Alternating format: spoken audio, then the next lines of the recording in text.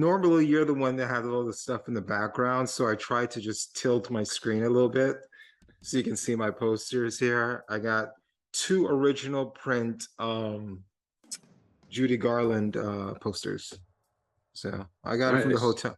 Yeah, we had a Judy Garland room at the hotel I worked at, but then they removed a bunch of the posters because they redid the room. And since these are original prints and they didn't want them, I just put them in my house. Oh, no! No!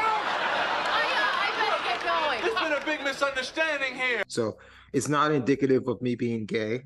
Not that there's anything wrong with that. No, of course not. I mean, it's fine if that's who you are. Absolutely. I mean, I have many gay friends. My father's gay. Not that there's anything wrong with that, or me being a big Judy Garland fan, which, you know, neither are the case. But it just so happens I couldn't pass up these original prints. But I do like Judy. I mean, she was in a few movies I liked. She was in, obviously, The Great Wizard of Oz early in her career. What's that other one where she was in a lot of good musicals?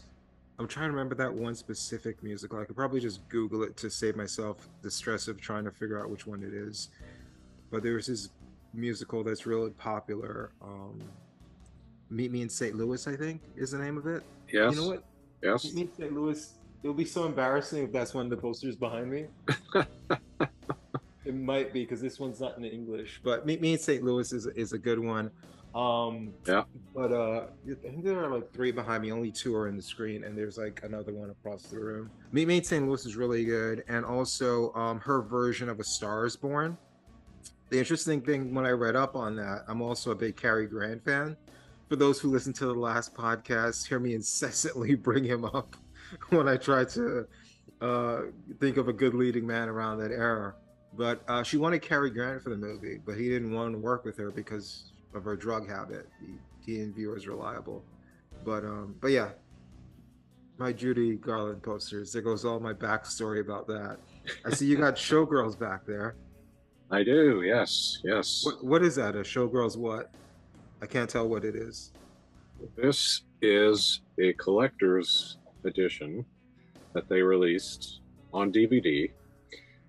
This is when they were trying to make it into a cult movie, you know, because the movie had failed in its initial release. So they put out this special edition, and it comes with all these crazy things here. It has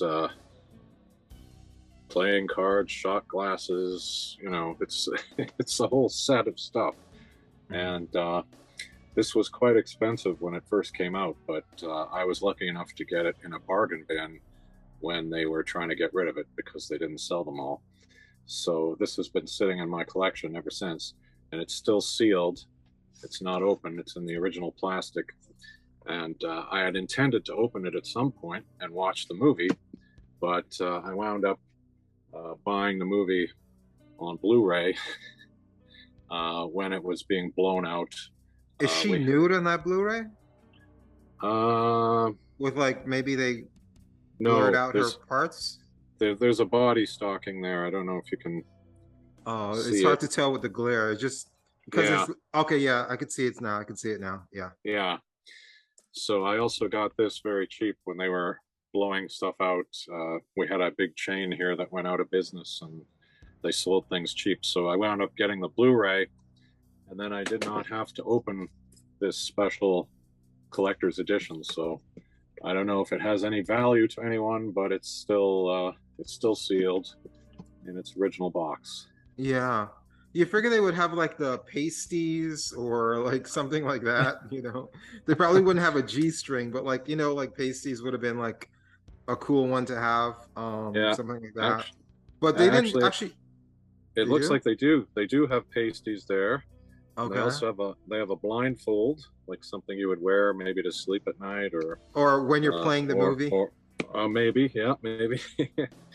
So yeah, there's a variety of things in here, and pasties. It's like we wanna apologize so bad for this movie. We're gonna give you blindfold when you're watching it. Can you see those pasties? Yeah, I can see them. Yeah. So that's it's one of my strange little collector's items. Maybe an action figure or something, or a playing card with Playing card. Does the playing cards have the strippers on it? That would have been interesting, maybe too. I don't know. Good question. Or maybe like a calendar, like a mini calendar with all the strippers on it, or her in different outfits might have been interesting. Yeah, there's a poster. I'm not sure. I think the cards, they definitely have an image of strippers on them, but I don't think it's like, I don't think each one has a different stripper, which would have been a nice way to go. Yeah. The better a movie is, the less I watch it. Because for me, in my opinion, the better movies are kind of like art. They're like, you can interpret them different ways. You find different meaning every couple years when you watch it. That's why like filmmakers like Kubrick or Tarkovsky of that ilk are some of my favorites, because like when I rewatch like 2001 or Solaris or The Shining, Clockwork Orange, or movies like that, I at different points in my life they have different meanings. They're very deep. Like I said, they're more works of art than just film. But I hardly watch them. But when it comes to movies like the good bad movies, where you just watch them for fun, where you could just turn your brain off and you could just not even watch the whole thing, just watch scenes or clips on YouTube, or even people reviewing it, where they have like large chunks of the movies in their review, or trailers, or just like things like that. Or even like with riff tracks, you know, you'll hear it with a riff track and hear other people making jokes about it, or with friends. But I tend to rewatch these movies a lot, so I didn't want to, the idea of having to rewatch it again didn't really appeal to me, because I've seen them all so many times. But I do have to admit, I did rewatch these movies shortly after our last recording, pretty much right away, and that was a while ago. So I will admit, before we do this, it's been a while since I've rewatched these movies for this podcast. It's funny you should say that, because I have a very similar tendency, which is when I buy a movie that I really like, I put it on my shelf and I will often not touch it for like years, because I know I like it. And I don't, for some reason, I don't need to watch it because I already know I like it. Whereas other movies that I'm not so sure about, I'll pull them out and I'll give them a try, and I'll think, you know, it wasn't as good as I hoped. But then a year later, I'll think, gee, maybe I'll try that again. Maybe I'll appreciate it more this time. So I do have a tendency to rewatch the movies that aren't as good. And the ones that I really love will often sit there for 10 years without me looking at them, which is sort of ridiculous. You know, I should watch the good ones more than I do. Marco Colombo? I forget the guy's first name, but he's like Schwarzenegger's best friend, who was in Pumping Iron, in that documentary. Like Stallone started working out with him. I think that's when he started doing steroids and got real jacked for like Rocky 3 and beyond. Before he got that physique, he was just like this mumbling through like Rocky 1 and Rocky 2, and they were kind of like low budget arty type films. But once he got jacked, they just become these, and he got into the 80s, they just became these boxing action movies with him looking like a superhero, and music videos in the movies, and all of these training montages and things like that. So I think those are the Rocky movies that people really know, are from like Rocky 3 and beyond. And like 3 and 4 are kind of the movies I'm into. I was never into 1 and 2. And like I said, all the Schwarzenegger movies, even like Running Man and Raw, the bad ones to the actual good ones, like Total Recall, directed by Paul Verhoeven, who directed Showgirls, right behind you as well. So what about you, like as far as like with bad movies, and what got you into them in your backdrop with bad movies?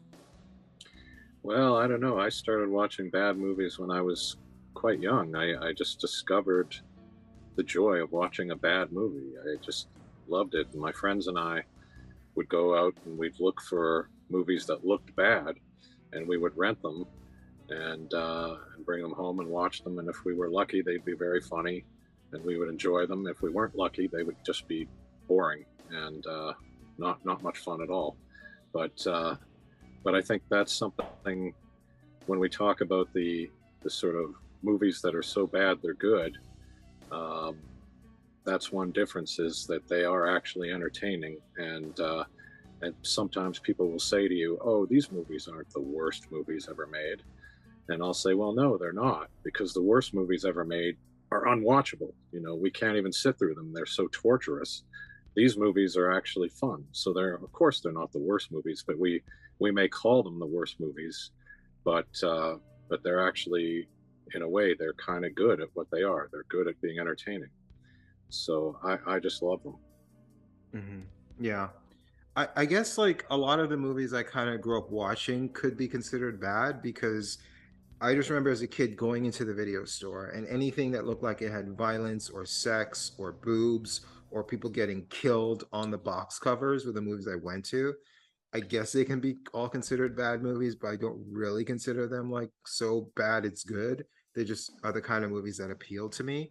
I think the idea of watching a movie purposely knowing it's bad, as opposed to, like I said, going in a video store and picking out like the exploitation or movies that appeal to your basic visceral senses, or you know, as a kid just watching like superheroes on screen like Schwarzenegger and Stallone and schlocky movies that as a kid you thought were good. I remember one of my closest childhood friends, in all earnestness, he said this as a kid, not as an adult, said his favorite movie was it was a Van Damme movie. Van Damme times 2. I think it was the one where he had a twin, Double Trouble, or I know which one. I know which one you mean. I can't. Yeah, but he, in earnest, he said that's his favorite movie of all time. And as a kid, you're like, yeah, that's pretty good. That's a pretty badass movie. Double Impact. There's 2 of them. As an adult, you're like, oh my God, that movie's a piece of trash. And I interviewed this director / actor who was in actually a sequel to Samurai Cop 2, Yes. a movie that we're going to be talking about on this list. He was an actor in that, and he said that same Van Damme movie was his favorite movie of all time. And he talked about it on a podcast, and a clip of that, I highlighted a clip of it on my YouTube channel where he goes off on like how great the movie is. But Double Impact was a Van Damme movie. Think about it. Van Damme times 2. He looks exactly like you. Me? That's a movie I rewatched as a kid because it had boobs, it had a love scene, and it had like a lot of action. And that's kind of what you went for as a kid. But I don't know if they're so bad it's good or if they have the cult following, but like movies like that kind of attracted me. But to get a little bit more focused, like for me, like acknowledging that a movie is bad, as like I said, as opposed to thinking it's good, but just your values changing later in life, was it to me. It started off with like Mystery Science Theater, and then that evolved into riff tracks, and then that evolved into YouTube. And I think a lot of YouTube reviewers started, hey, like look at this bad movie, and that stuff like that got movies called followings. You know, YouTubers and prior to YouTubers, MST3K riffing on movies and stuff like that. For you, like what brought that into like the mainstream lexicon for you? Is like where there's a community now that acknowledges bad movies and stuff like that. Well, you know, I think for me, you know, my friends and I were kind of ahead of the curve in that we were kind of doing that before Mystery Science, whatever, you know, before those guys came along. We were already kind of doing it. We were watching these movies and talking and poking fun at them and having a great time. And then so when shows like that came along, we were kind of like, oh, well, you know, we don't need to watch that because we've already kind of done this, you know, and I don't need somebody else to point out to me what's funny about this. I just watch it and experience it and find the funny places myself. So I don't know whether I had a moment where it sort of entered the mainstream for me, but I think certainly I do see this kind of thing all the time now where people are hosting so-called bad movies or cult movies, and they're presenting them as if they've discovered these movies. You know, I've just discovered this bad movie. But meanwhile, I was watching this 20, 30 years ago, you know. You're an OG. Yeah. So, yeah, I don't know. I guess it has caught up with all of us in a way. It's become mainstream. Yeah, I'm not sure when it happened, but I kind of long for the old days of just going to the video store and digging through the bargain bin and going, what is this? I've never heard of this. This looks terrible. And so we'd bring it home and watch it. But I also want to say that, you know, my friends and I would often refer to a bad movie night. You know, let's have a bad movie night where we'll go and, you know, rent a bunch of bad movies and watch them. And we would just use the term bad movie as this kind of all-purpose term. But a lot of the movies weren't actually bad movies, like what you were saying before. Some of them are actually quite good. And you do discover gems sometimes when you dig through these obscure bargain bins. You find a movie and, oh my God, this is actually a really good movie. But we just kind of use it as a term. Let's have a bad movie night. And there are some movies that are very bad, and there are some that are mediocre, and there are some that are actually surprisingly good. But the term bad movies to me just kind of means, you know, all of these kind of obscure, often low budget movies that you discover, and you kind of expect them to be bad, but they may turn out to be better than you think. Yeah. It's so-called discovering movies, as you put it. Yeah, me and my friends did that once, but again, unlike your group, I mean, it sounds like you're kind of in between on if you guys are actually acknowledging the movies are bad or not. We never acknowledged the movies are bad. To us, they were just all good, and it's just now we're looking at them as being bad. But I never really did movie nights. Like when I hung out with my friends, it's mainly like to play sports, and you know, when I was really young, like from like 13 to 15, maybe smoke weed or get into like, you know, trouble and stuff like that. We didn't really sit down and watch movies, but there was one movie I did sit down with my friends and watch. That was Sleepaway Camp. God,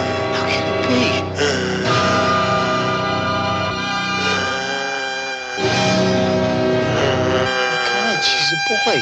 It was like, oh my God, that chick has a dick, you know, type thing. And it's just like, oh my God, I discovered this awesome movie called Sleepaway Camp, you know.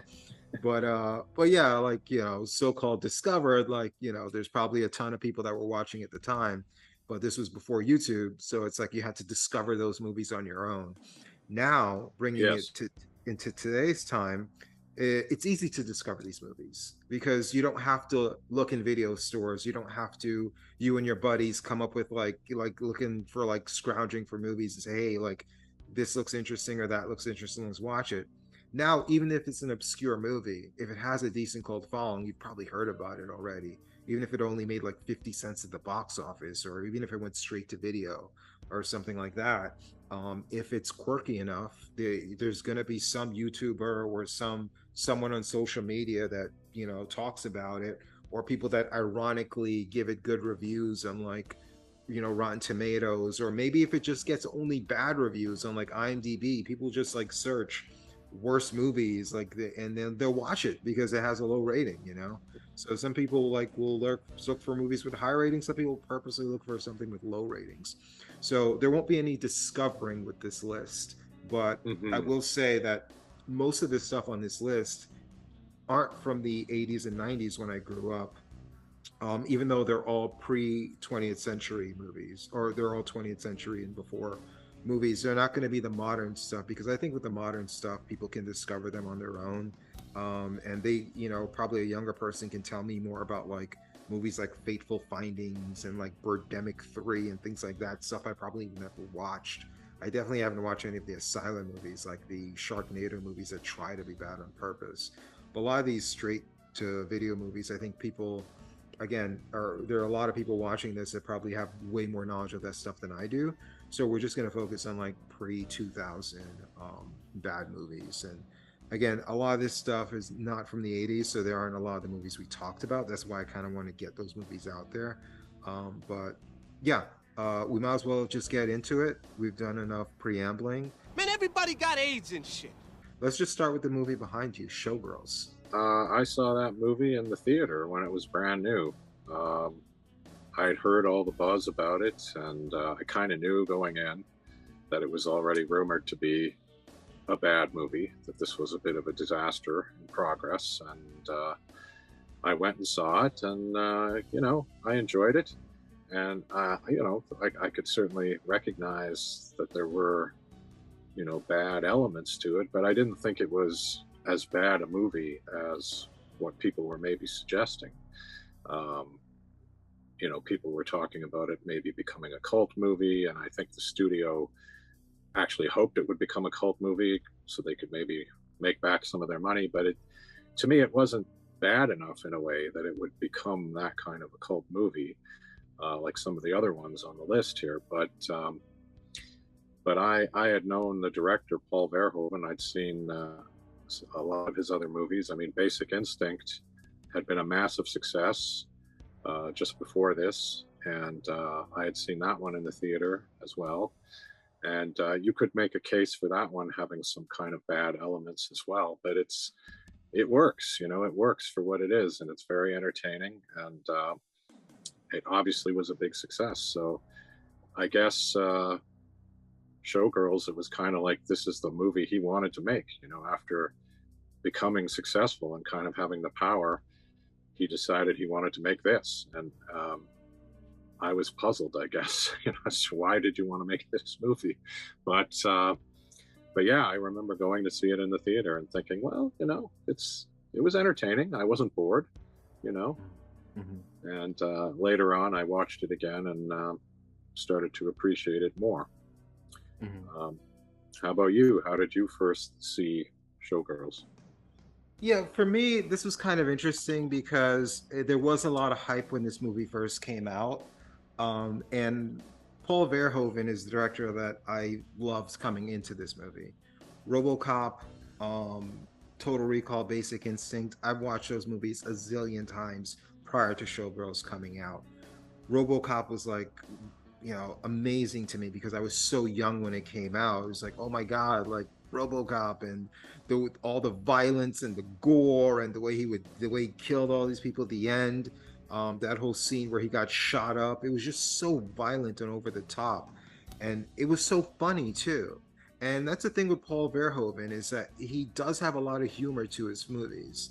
There was a commercial that kept playing in RoboCop all the time. I'd buy that for $1, and you know, there were a lot of callbacks, and you know, where the guy gets killed at the end and he's like, RoboCop can't kill cops, but then he says, you're fired, and then he kills the guy. There's a lot of humor to Paul Verhoeven's movies, and it's a lot of dark humor, satiric humor.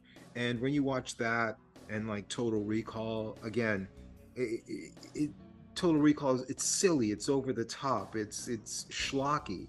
Now, Basic Instinct wasn't a schlocky, and as a kid, believe me, I wore out my VHS of that because of all the nudity and the sex and a young Sharon Stone. But I loved him as a filmmaker. But what always confused me about this movie is, did he intend for it to be silly? Like, was this a director trolling us? Because you look at the type of movies he made. Like, he didn't take himself seriously. And then you look at the movie he made after this, Starship Troopers, which again, it's schlocky. But for some reason, everyone predetermined in their mind, the guy who made RoboCop, the guy who made Total Recall with Arnold Schwarzenegger, like, you know, pulling like that giant ball out of his nose that came from his head, and like, you know, he has the mask on with the woman, where it you know, it opened up and it was his face under it, and all the silliness, the woman with 3 boobs, all the silliness of all of his movies, and Starship Troopers with the giant cockroaches. And they decided that this filmmaker made Showgirls as a serious art movie, and like, we have to make fun of him for being an idiot director who made this serious movie that we all think is bad, you know? I just don't know if I don't know if what we got was his intention, or if it's legitimately a bad movie. Because to me, I just think it's a dark comedy. But I will say, I have heard reported that he intended this to be a trilogy, and she was supposed to go on to another city, which they kind of set up at the end of the movie. And that makes me think, then, dude, do you really think that this movie's going to have a sequel? Maybe they are right. Maybe you are crazy. So for me, I'm always torn. I'm like, did he intend this to be schlock? Or you know, did he genuinely was a good director that made a bad movie? Like, where do you stand with that? Well, that's a good question. And I've heard that he does talk about it very seriously, and he has a lot of explanation for things. Like first of all, I think the idea for him was apparently this was his MGM musical. This is kind of what he wanted to do. He wanted to make an MGM style musical, like really big budget spectacle, like a classic MGM movie.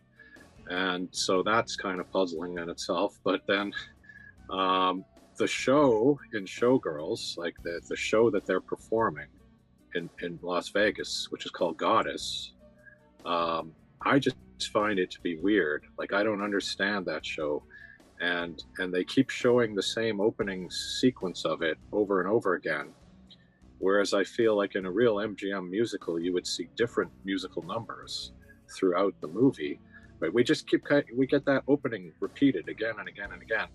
And I don't even get it. I don't understand what it is. But apparently Paul Verhoeven can go into great detail explaining the meaning of it all. Like, it has very deep meaning, what we're watching here in this Goddess show. So that's what makes it so perplexing, because he's such a talented director. Like, why is this the sword you're gonna fall on? Showgirls? And some of the lines that they say with earnestness, like, it must be weird not having guys come on you. And that scene was played so earnestly. I'm like, dude, like, look at the dialogue you're reading. How can you say this with a straight face? And like, with the tone and the music and the point in the movie it was, I'm like, they intend us to take a line like that seriously? And let's talk about Nomi. Is there ever a scene in this movie where she's not running into the room or running out of the room? Like, me and my friend were watching this movie one time. I'm like, dude, is she gonna run out of every scene she's in? And then we started like monitoring it, and it's like literally at the end of every scene, she's like, huh, like running out of the room, or she's like, huh, running into the room. It's like, what the fuck is wrong with you? Like, why are you so spazzy? And why does anyone like you? She's so unlikable. It's like she has no redeeming qualities to her at all. I don't like, why are people so obsessed with her?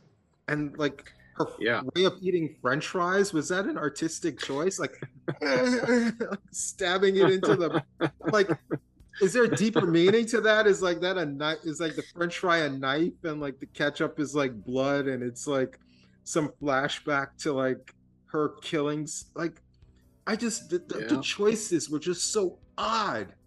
It's so fascinatingly bad, and he is such a good director. It just, I'm more fascinated by this movie than like 2001: A Space Odyssey, because it just makes no fucking sense. And the more you watch it, the more it becomes fascinating. The more you notice, the more you see these little details that just don't make sense. And you're right, like, why does anybody like her? But everybody who meets her seems to immediately like her. You know, everybody immediately wants to help her. But she's constantly pushing people away. She's very abrasive. She's very rude. The guy bails her out of jail, and she's rude to him. She won't go for coffee with him. You know, she's a challenging person. You know, why does anybody want to be around her? It's very interesting. She's an okay dancer, but she wails around like a fish all the time. And that sex scene, she's just like, and dancing is just like, what? Like, why is she better dancer than anyone else, you know? Yeah. Well, those two sex scenes, those are kind of, that's what really sticks out in my memory from seeing the movie the first time, was this almost inhuman sex scene, you know, the two of them, you know, that are, it's like, does anybody actually behave like that? Does anybody move like that? I don't know. It just seemed alien. It's like she becomes an alien being in those movies, in those moments, I should say. The guy who is the serious dancer, who thinks that she's got talent, and he wants to put her in the show that he's created. He had one of the lines of the century. Man, everybody got AIDS and shit. Yes. But he apparently wrote this show for her, And meanwhile, he's really down on the fact that she's working in a strip club, and he's kind of, telling her she's better than that. But the show that he's written is basically an impression of strippers doing lap dances. Like, it's really the same thing. Like, why is this art and what she's doing not? Like, it doesn't quite make sense. In a real movie, like a real good movie, I should say, not a good bad movie, his show would have actually been something good. Yes. And it would have had some good numbers in it, and that would have been the number we saw at the end, where she leaves the main production because they're so corrupt and this and that. She has a name for herself now because they built her up as a name. She leaves them because they were okay with her friend getting raped. And then she puts on this show that he wrote. Yeah, they may not be together relationship-wise, but they look past their differences.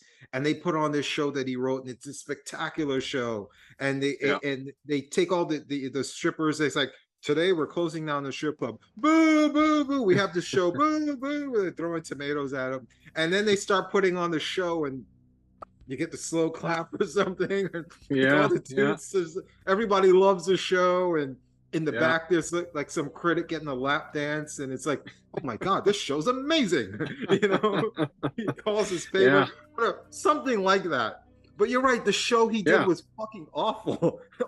Like, all of it's awful. It's like, you're right, if he's gonna treat this as like a real musical, like, get some real people who can like help these people coordinate like some real numbers, get like great camera angles that's showing it like innovatively, because some of the 30s musicals, like, they were like much better shot than this, with different, more creative angles, and they look more spectacular. And fuck it, they're in Vegas. How many Vegas shows look more spectacular than this that they could have just emulated, or just have the actual Vegas performers and just like a few actors learn it for the close-ups and just have like an actual Vegas show on. But you're right, the actual show that they have, it's just nonsense. You're just distracted by boobs, but it's not any good. Yeah, that's right. And you mentioned the rape there. I just have to say that rape scene is so violent and so nasty, and it's so out of the blue, and it basically happens to the only character in the movie who's really likable and sympathetic, right? And she's so brutalized in this scene, and it just makes no sense. Like, why would this have even happened? Like, the guy who does it, he could probably have anyone, and it's just, he has his bodyguards participating in the rape, and it's the weirdest rape scene I've ever seen. They could have done it and achieved what they wanted in any other way would have been better. Like, there are a million other ways they could have achieved that rape scene, or they could have achieved her being jaded about that guy, or like gotten to the end result of Nomi leaving them because she thinks they're sleazy. They could have went from A to B in so many better ways than they did. 1, he's a good-looking guy. 2, he's famous. 3, she was more than willing to do anything he wanted. It's just a matter of like his guys getting sex with her as well. They could have just implied that they had a sex scene, or just show it the sex scene, because they show us a lot of nudity and sex anyway. So they have sex, and he's like, hey, by the way, like, and his guys walk in their door, and then it's kind of implied that she did it because she liked him, and then maybe he leaves her, and then she feels like shit, and that could have been enough. Or maybe she decided she didn't want to, and then he pulls her back in the room. But the execution of it was just so cartoonish and unnecessarily violent. And violence is cool. Like, I love, like, I Spit on Your Grave, or like stuff like that. But that's a different tone. That's a different movie. This didn't fit the movie you're watching for like 90% of the runtime. It was just odd. So mean-spirited to, like you said, the only likable person. Usually when you do something terrible to a likable person, it's to create a villain that you want to follow for the whole movie and see him get his. Not someone you introduce at the end of the movie that you have no emotional connection to, that's just there for like 2 scenes. It's like, why do we need to hate that guy so much? It's not the main villain of the movie. It's like, I don't know. I don't know. Yeah. Just one of the many things that doesn't quite make sense in this movie. No, it does not. It does not. But she does love her burgers. I will say that. She does, yes. I don't know if that was a fetish thing, but she had a Absolutely. lot of burgers in that movie. So,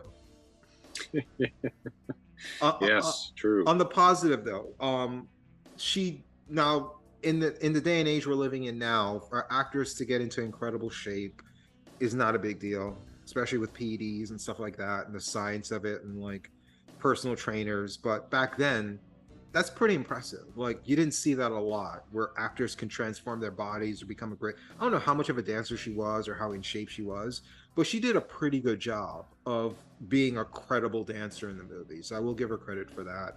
She was in great shape. She was nude for a lot of the movie.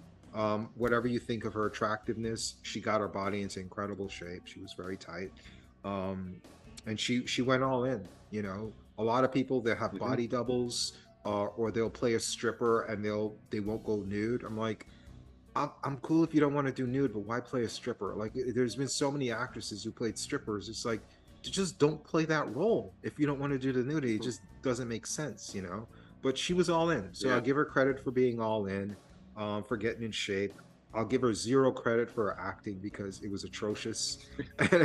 I don't know if it was the choices that she was given to make, like, but whatever her choices was for some of those love scenes or some of her anger scenes where she's just like mashing up her food and throwing things around and storming in and out of rooms. It was just odd choices, and she would just go from like 0 to 60 in the blink of an eye with no progression. There's no subtlety to her acting, so her performance was trash in a good way, you know. But yeah, I mean, it is what it is. If you haven't seen it, I think it's worth a watch. It's not that sleazy. I mean, there's a rape scene which just came out of nowhere, but despite the nudity, I don't feel the movie was really that sleazy. I don't think it really exploited the women. They were just nudity was just like, it was so nothing to the actors and to the characters. It wasn't played off for, like, you know, jerk off material or for eroticism. It was the world they were living in. You take care, kid. Must be weird not having anybody come on you. There was a kind of modesty when we made Batman Forever, which was a little bit like, we think we can. And, you know, it just felt on Batman and Robin that Jack was out of the box. It just felt like the sky was the limit. Your parents are dead. You have nothing to live for.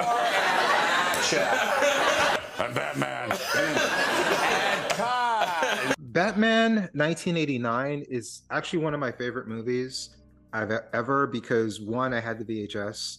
So for me, having a VHS increases your chances exponentially of being my favorite movie, because I didn't have cable as a kid.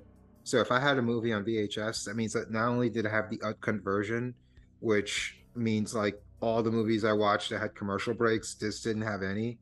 And it had all the scenes, the curse words or nudity or things like that you can't see on the TV version, which was my only other avenue of watching movies, was with the commercial breaks with the good parts cut out. So being on VHS was huge. I think I got it for one of my birthdays. And I saw it like pretty shortly after it came out, obviously not in theaters because I had it on VHS. That was the first time I saw it. But I've seen this movie so many times, wore out that VHS of 1989 Batman. I didn't like the sequel as much, but I did love the franchise. Then Joel Schumacher came along. And I don't know. He made some interesting choices.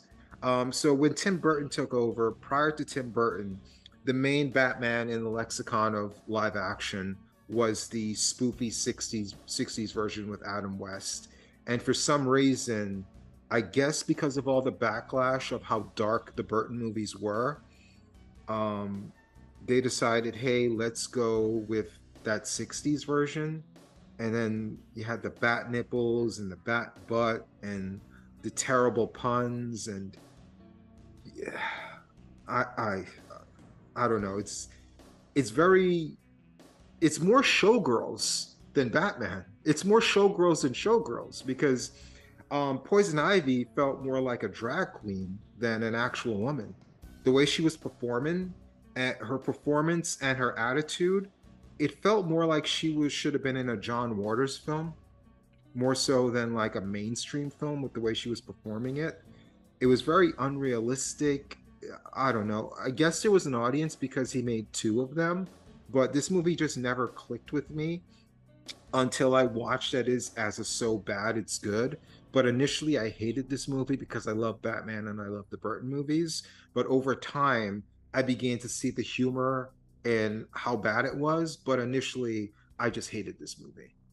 Yeah, I did not know this movie at all. I must admit, I saw the original and the sequel, and then I did not see anything after that. I had only seen the first two Batman movies, and of course, I grew up watching the reruns of the '60s Adams West Batman as well. So I loved that show when I was a kid, and I thought the first two Tim Burton movies were great.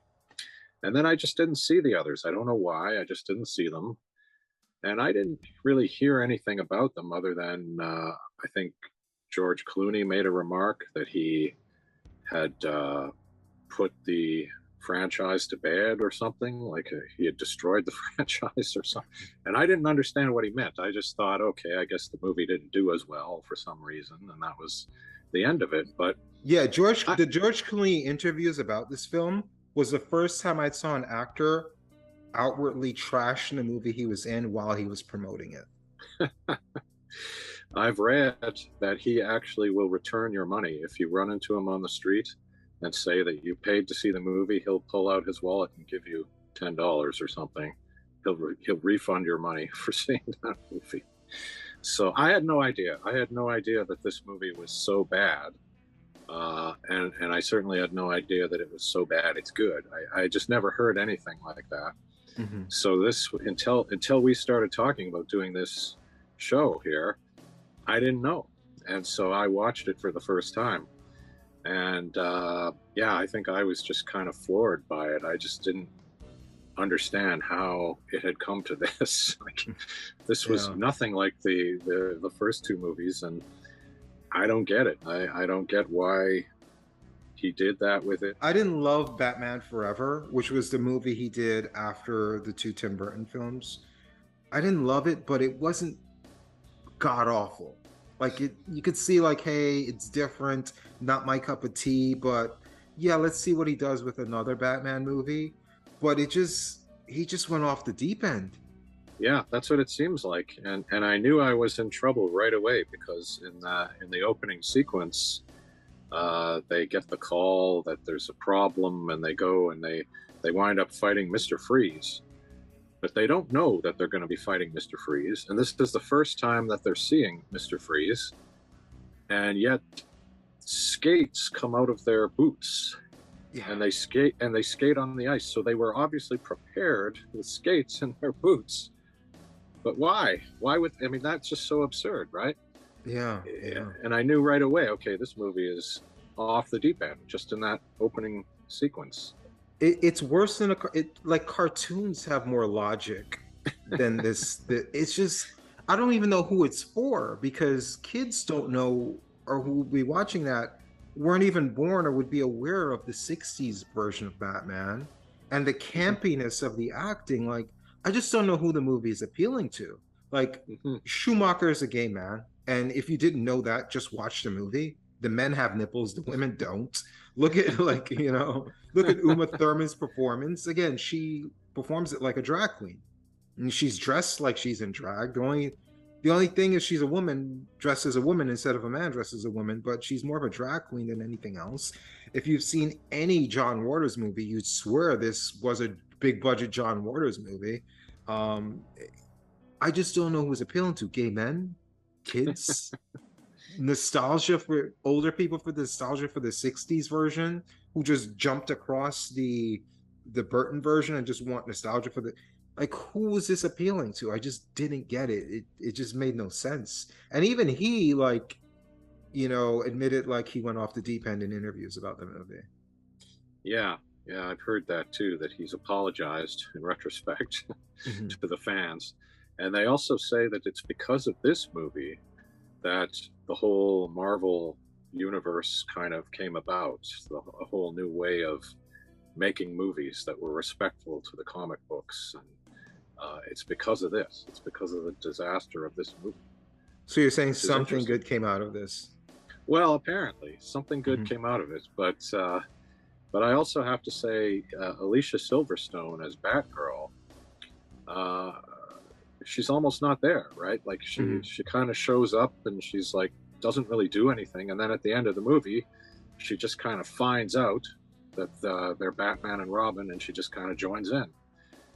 But it seems to me that the story should have been more about her gradual uncovering of the situation and sort of getting involved slowly. But it's just kind of like, this movie fails on every level: script, storytelling, structure, just every possible level. It all fails. I mean, even like the stars were sleepwalking through the movie. Like they just looked bored. You know, it looked like line readings more so than, you know, the actual takes. It's like, all right, great, let's shoot this for real now. It's like they never said that. They just used like all the outtakes as like, you know, all the rehearsal footage. But it just, the only person who really gave it their all was Uma Thurman. And I guess it would have been okay if like maybe everybody played it campy, but everybody just kind of downplayed their performance, like they were bored in the movie itself. Even Schwarzenegger, like he had all the puns, but he didn't even seem like he was having fun, you know? No. And even with him, like if he's gonna have all these puns, like go all the way with it. There were certain times where it's like, wait a minute, you could have just did an ice pun there instead of like that lame line. If you're gonna go all the way with the puns, just go all the way with the puns. There's so many opportunities he had for good ones that he just didn't even use. Yeah, I don't know. It just, everything about the movie felt lazy. Nothing about it was entertaining to me, except at how bad it was. It was just like watching a car crash. And you're just like fascinated. It's like, how could they spend this much money and give this much to, you know, and Tim Burton, the guy who put this series on the map, you couldn't give him this type of budget, you know?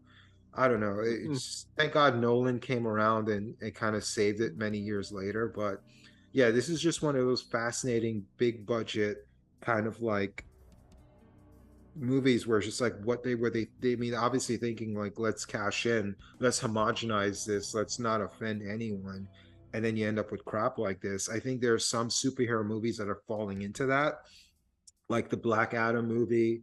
That was a huge flop, where it's just like you're trying to appease the masses. And I think Ant-Man recently flopped, Shazam recently flopped. So you're getting more flops like this, but this was kind of an anomaly at the time. I think maybe around this time you had Cutthroat Island, which was another like big budget movie. I'm not sure if you heard of that one. It was a big budget pirate movie that also flopped, but that has no real following. No one's even heard of it. But yeah, that's kind of why I kind of like said, hey, let's go with this one to kind of represent all of those type of movies. But yeah, it was just a weird choices by everyone involved, and everyone just seemed like they'd rather be somewhere else. They were just happy to cash their check, I guess. Yeah. And you raise a good point there that a lot of the other movies we'll be talking about are actually very low budget movies, right? Some of them are no budget movies.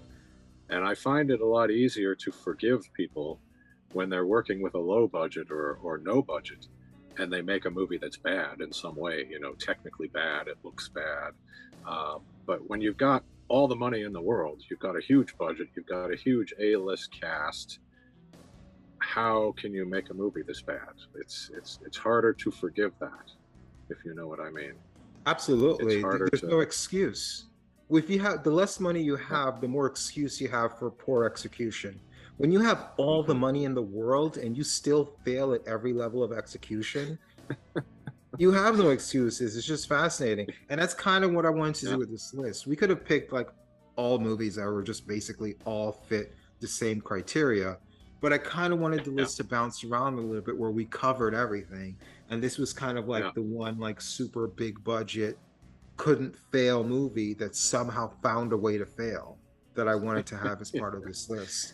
You know, it's like it's snatching defeat out of the jaws of victory. You know, it's just like you have like a 99.9% chance of success, and the reason it's not 100% is because of movies like this, where it's just like You know, this is the 100% rule. Nothing can be 100% surefire bet because occasionally something will fail. And this is that one occasional failure where it's just like you had everything. You had stars, you had money, you had budget, you had special effects, and you still somehow failed in the execution on every level. It's one thing for Showgirls to fail, the previous movie we talked about, but even that didn't have a budget like this. It didn't have the star power like this. It didn't have the IP like this. You know, this was just a beautiful disaster.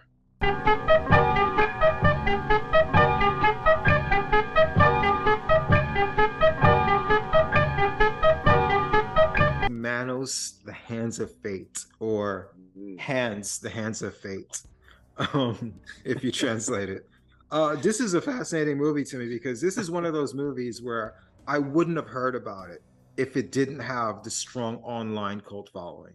There's some movies where it's just like, hey, because of your age, or because of the circles you're in, or because it's a big budget movie that you can't hide from, even if you wanted to, like the movie we just talked about, Batman and Robin. This is a movie where it's just like, if there wasn't a strong cult following talking about this movie, I would have never heard of it. But I'm glad I did find it because it's a fascinating little gem. Well, I had never heard of it prior to the internet. It's not a movie that I ever saw on the video store shelves. Yeah, I knew nothing of it. And then I guess somebody recommended it and said, hey, this is the worst movie ever made. You know, forget about Ed Wood, forget about all the others. This is the worst movie. So, okay, well, I'll check it out. You know, and I mean, like a lot of these things, I'm not sure if I thought it was the worst movie ever made, but it certainly is a contender. Mm-hmm. Yeah, for me as a filmmaker, watching a movie like this, I can empathize with some of the mistakes, because some of the things you don't think about as a filmmaker, even a movie like Night of the Living Dead made this mistake in that the way time passes, you don't really think about that too much. Because in a certain part of Night of the Living Dead, the radio transmission is playing in real time, but the footage is going in a montage. So I'm like, a montage means a passage of time. So the actors aren't really going in real time. They're showing you over a longer course of time, but the audio of the radio transmission is real time. So it's like the passage of time doesn't make any sense there. And it's a trap that I fell into with my first movie, House of the Damned, where it's just like, all right, they go over for this house party and they all get killed, but the movie kind of takes place in one night and you have people in different rooms. It's like, you're gonna die in this room, you're gonna die in this room, but relative to they were all partying, now this person's missing at the same time this person's missing, but when you cut to the party scene, they're all there. Then you cut to this other scene, well, two people are here, and it's like you lose track of stuff, like you don't think of stuff like this. And this movie, you had the couple making out, and they're making out in the context of the movie. It's like, yeah, I want to cut away to these people making out, and the cop keeps interrupting them. But if you think of the concept of time, you're cutting back and forth from that makeout scene to what's going on the entire night to the main couple. It's like, wait a minute, so they've been making out the entire night? Like, as these people drive their car breaks down, they get stuck in this hotel, they get chased away, they can't find the dog, you know, they get kidnapped, and they keep cutting back to this couple making out. It's like, wait a minute, that couple has been just like kissing or necking in that car all fucking night. The poor guy is getting blue balls. He's not getting off of first base, spending like 5 hours on first base. But you don't think of stuff like that. And also recording audio on location. Like, as a low budget filmmaker, you end up doing movies in your house, and you're just like, you're trying to make every room look like a different location. All right, let me get the exterior of this apartment and I'll cut to my bedroom. Let me get the exterior of this house and I'll cut to my living room to make it all look like different locations, but it's all inside my house. So you're always like dying for like exterior shots. And here he gets a lot of exterior shots, but I don't know if it's a matter of like, because it's film, he didn't record the audio live or what have you. But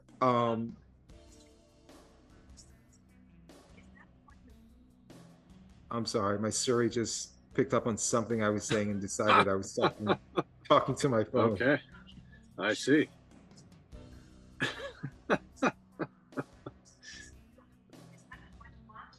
No, please stop.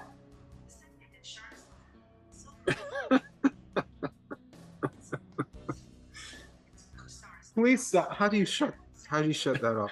Please stop. I don't know. Please stop. Okay, thank God. I'm sorry about that. No problem. No But problem. yeah, you just don't think of stuff like that as far as with the audio. So I don't know with the audio if he again didn't shoot on set because it's film and he wanted to do the audio later. But the daughter is clearly recorded by like a senior citizen, and it just sounds creepy as his daughter's talking, and you can clearly hear it's like an old woman trying to sound like a little girl, and the audio is way off. And then and again, this is something I fell into too. You're shooting a scene, you have everybody. You have too many characters at the same time because when you're ready to do reshoots or ready to shoot a different scene, suddenly the actor's not available. And there were scenes where the daughter's in the car and they're talking, and then there's another scene there in the car. Where's the daughter? Where'd the daughter go? You know, just stuff like that. And also, like I was saying with the interior stuff, you have, I guess they're in this living room, which is supposed to be like most of the apartment. And they try to keep a tight shot because I guess if they go too wide, you can't see certain things. And they're trying to make this living room seem like this huge space, but it's clearly like this tiny space. And they're saying, where'd our daughter go? It's like, you're in like a 4x4 room. Like, how do you lose her? Like, you know, they're trying to pretend like they're like where's my wife or where's my dude? You're all in this little tiny room. It's like, stop pretending you don't know where each other are, you know. But things like that is like, as a filmmaker, like I can empathize when I see it, you know. But yeah, so for me, from that standpoint, like looking at these mistakes, it makes the movie more enjoyable because I know it's like, dude, I've been there, I've done that. I understand your pain type thing, you know? Yes, yeah, for sure. One thing I love about this movie is that robe that he wears. That it's beautiful, isn't it? With the yeah, and at first you don't know what it is. You kind of see these lines on it, and it's like, wow, that's really interesting. And then you finally get a good look, and it's hands, right? It's hands on the robe, and so it's thematic, you know. And it makes me think, wow, somebody made this for this movie. Right? Yeah, somebody went to the trouble, and it's you know, I love that. I find that very impressive. So I just love watching that robe. Yeah, I find that mesmerizing. As bad as this movie is, believe me, I understand how bad it is. There's so much to enjoy, you know. Like they even like played into it. Like, how does he punish him? He burns off his hand because he's Manos, the hand of fate. You know, like, you know, that's how he punishes. Like, it's like. And you know, he doesn't even give him a real bed. He lets him sleep in like like hay in the corner or something of the room. Like little touches like that, just like it's so amazing. Yeah. And like all that stuff who thinks of that, to put like a bunch of shit like rolled up towels in his thighs and having him limp around like Igor or something. Everybody thinks about putting the lump in the back because that's how you know, that's how you have Igor, but like he has the lumps in the thighs. Like it's a slight switch. It's like instead of putting the rolled up blankets in your back, he's putting on it's a little thing, but it makes the character so much more memorable to see him like, and his theme music going, and he's limping around with the cane, and and the dad, who's also the director, when he's like, grab my bags. It's like, dude, like, you're able-bodied. This guy's like can barely walk 2 feet, and you're making him grab your bags. It's like, I don't know. I just found like even the unintentional and the intentional parts, I just found both like equally as funny, and I just found myself like laughing throughout the whole movie. But still, there's a certain earnestness about it that you don't get with like Batman and Robin, where it's just like, nah, like this is dude, he clearly doesn't know what he's doing. He has a few decent ideas. His execution is terrible. but there's a certain earnestness about it that makes it like more enjoyable. This is the kind of movie that I enjoy watching. This extremely low budget, no budget kind of movie. I just love seeing the locations and I love seeing the people. It just somehow feels more real, you know, like you're just seeing a real moment in time here. You're seeing something that happened, you know, not some big budget studio fake thing, but something kind of real in a way. And I did see some interviews on this. Evidently, the actor who played Torgo was just high off of like LSD throughout the whole shoot. So that glassy-eyed look on his face, I guess, was real. I think he may have like died, like, or disappeared like shortly after filming too. So he was just like really drugged up throughout the movie. So it wasn't just brilliant acting of him just being like completely lost, you know. And this movie's also kind of dark as well because the daughter becomes a wife, and she's a little girl. You know, she becomes one of his like sex slave wives, and also, it implies that Torgo has been sexually assaulting these women as they've been in their dream state, you know?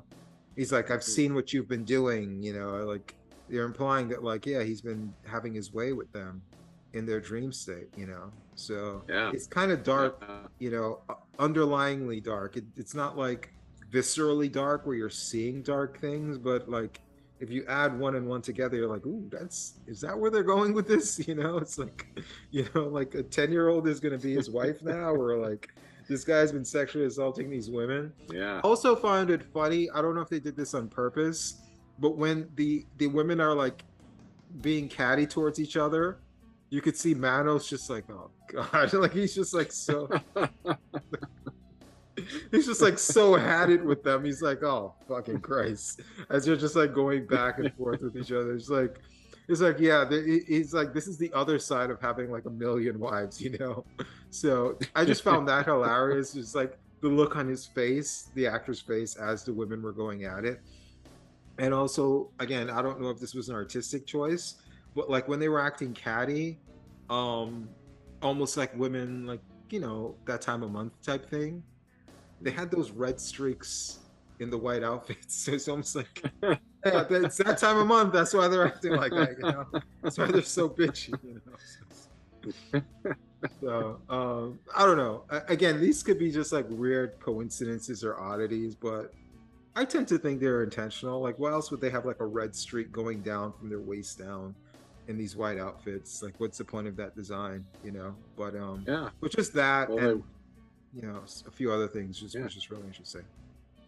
Yeah, well, they went to a lot of trouble, you know, creating the costumes and everything, and even having police officers in the movie. Like, that's something that isn't necessarily easy to do, you know.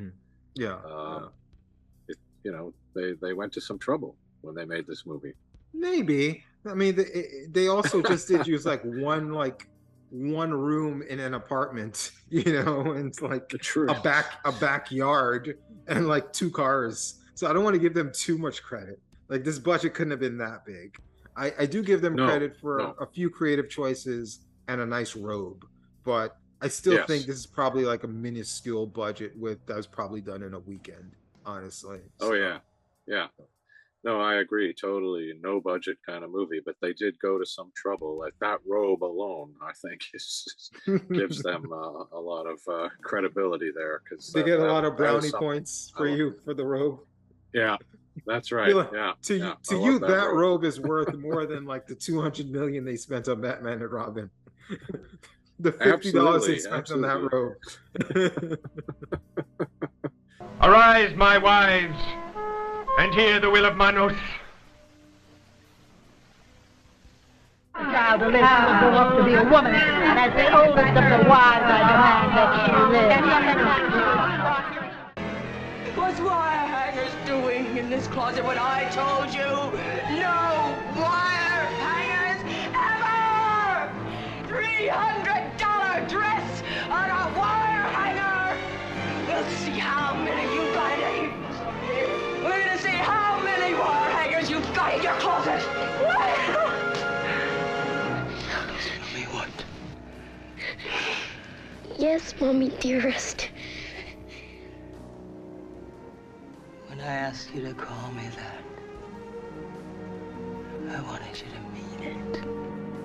I think we both collectively agree to go with this film because it was kind of different than the other films on this list. You don't want to be too repetitive where it's like, oh, this big budget movie and this big budget movie is so bad, or this low budget movie and this low budget. This is kind of like a medium budget film. It's not an action film. It's not a film with like a bunch of like, you know, memorable, hugely memorable scenes.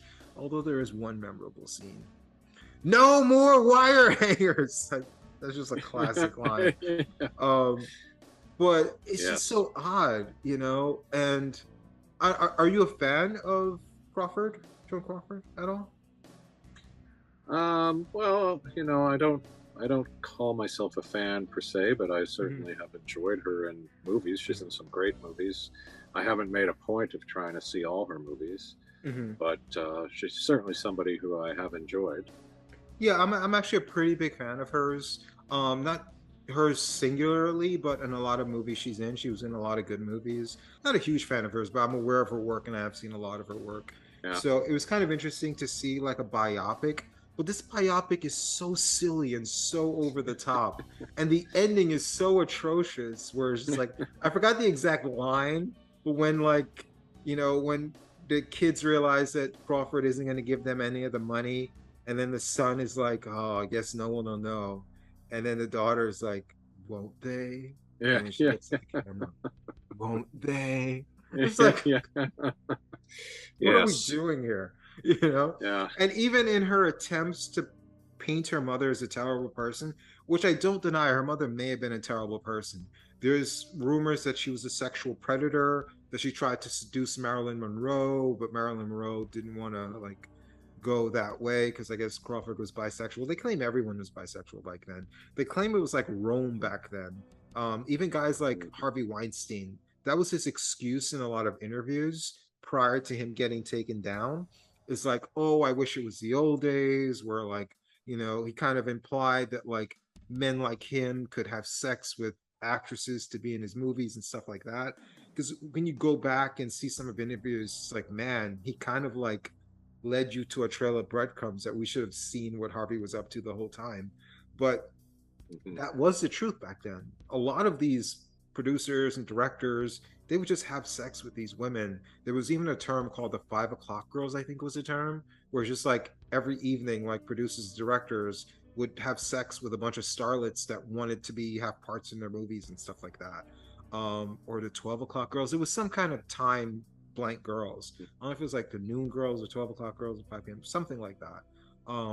But there was a terminology for it, for like when they would have sex with these groupies. And actors weren't above it either. There was supposedly like Laurence Olivier. A lot of these actors were bisexual and sexual predators. So they didn't get into that with her, but those are some of the worst things I heard about her, is her predator ways. But again, who knows how much this is true? A, they could get away with it, so it's plausible a lot of these stories are true. But B, because you don't have like social media and receipts to way to track things, who knows how much of this stuff is actually true or made up. And I find it interesting too for myself.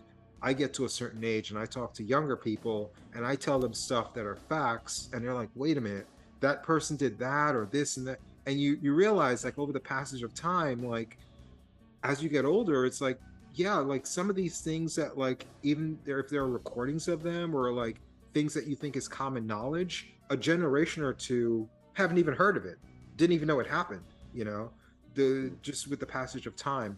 But there were a lot of rumors of her being a terrible person, but I think this felt like her daughter doing a hit job on the mother. But I didn't even think she did a great job of doing a hit job, because I mean, Crawford came off unlikable if that was the daughter's intention, but the daughter didn't come off that likable either. And I don't know, it just felt like kind of like keep your family affairs to yourself type thing, you know. It's just like she didn't give you a lot of her money when she died. Maybe she was a little insecure, but like, did she really deserve a hit job like this? She did adopt you. You did live a life of luxury, even though like she could have given you more of her money. Maybe she spent it too much on herself. But, you know, she earned it. Maybe it's her right, you know? I don't know. To me, it just felt like a hit job. and I didn't think anyone looked good. It's interesting. I guess that is one of the first questions that we have to ask is how much do we believe this? You know, like this is based on the book. It's based on the daughter's experiences. But yeah, it is kind of curious that, you know, you go in and you expect a lot of really bad things to happen. And there certainly are some moments where bad things happen. But it's not quite as much as you expect. You expect it to go further in a way. And so, you know, I can't help but think probably most of us have memories of things happening, you know, our parents getting angry with us and, you know, saying something or doing something that maybe wasn't cool, you know, that maybe sticks out in our memory. And all these years later, we still think about it. And, you know, we could write a book and, you know, make our parents look bad for those isolated moments. But, you know, was it really all bad like that? Or was it just, you know, were there isolated moments where things were bad? You know, and do we think she's embellishing these moments? Did they happen the way she said they did? You know, it's hard to say. Mm-hmm. But for me, the movie is, you know, it's almost not really a bad movie because it's well done, you know. This movie's atrocious. Well, but it's a slickly made movie. It's got good actors in it. You know, it's not a, you know, it's not like Manos. Did we see the same movie? Did we see the same? Faye Dunaway, she is so campy in this movie. She is. So, I mean, she looked like she was having the time of her life, but there's no way you can look at her performance and take it serious. She was so over the top, and even the most casual scenes, she was just like, she was like on a stage playing to like the person in the back row of like a Wembley Stadium or something, you know. She's so over the top. Yes, that's true. She is over the top, but I think she's very good at it. I think she's very good at being over the top. And, yes, she is. It's interesting. John Waters commented that he doesn't think it's a bad movie. He doesn't think it's so bad it's good. He thinks it's so good it's perfect. That's his comment. You know what? And again, this is someone who you would think of when you think of John Waters because of the way Joan Crawford plays it, like a drag queen almost. You know, it's like very flamboyant and over the top, and in the hands and the hair flipping and turning, and even the scene where she has like that what's that white stuff that women use on their face to? Yeah, cold cream or something. Cream or something. Sure. Where she has like the lipstick on and the cold cream on, looking like a clown. You know, just like I got scene with her. It's so long. It's just like, and she's overacting like a clown. It's just like, I don't know, man. I just viewed this as a comedy. I was just laughing out loud so many times. This was just like a really long comedy to me. Yeah, well, it's interesting because before I heard John Waters say that, I thought to myself a couple of times, this is almost like a scene from a John Waters movie, you know. And there's a character, I think, in Desperate Living who spends the whole movie yelling. You know, she's always yelling at people. And I felt like there were moments in this movie that were like that. The character was just yelling over the top. And I thought, yeah, you know, I could see why John Waters would love this movie. And it sort of fits right in with his style in a way. Yeah, I bet his favorite two performances was Joan Crawford in this and Uma Thurman in Batman and Robin, because they both look like they belong in John Waters films. Could be. But yeah, I don't know. Like, I think it's not, you know, bad in the same sense of, you know, Manos, The Hands of Fate, or some other low budget movie where we see, you know, terrible technical issues and, you know, it looks good. It looks like a good movie. It's, you know, but it has these moments that are so over the top that you can't deny that. Yeah, okay, that's kind of a bad moment, you know. Mm-hmm. But it's not for me. It's not a sort of one laugh after the other kind of movie. It's more like isolated moments of insanity, and then other scenes that are kind of just okay, you know. So I enjoy it, but I wouldn't call it you know, my favorite of these type of movies. I think I thought this was worse than you did. I just yeah. every time Crawford, every time what's her name, Dunaway was on screen, Faye Dunaway, I was just laughing. I just thought her performance was just so silly and over the top. But I do agree with you in that there are lots of different types of bad, and that's why I specifically wanted this list to be so varied in the type of movies. You have the movies where you have no excuse. You have all the actors and all the budgets and all the IP, like Batman and Robin, you still made a bad movie. You have where you have nothing, you have no resources, you have no money, you just have like a robe with hands on it. Just making a movie is the accomplishment. Yes, it's bad, but you're accomplished, you still won because you somehow made a movie with your limited resources. There you have that type of bad.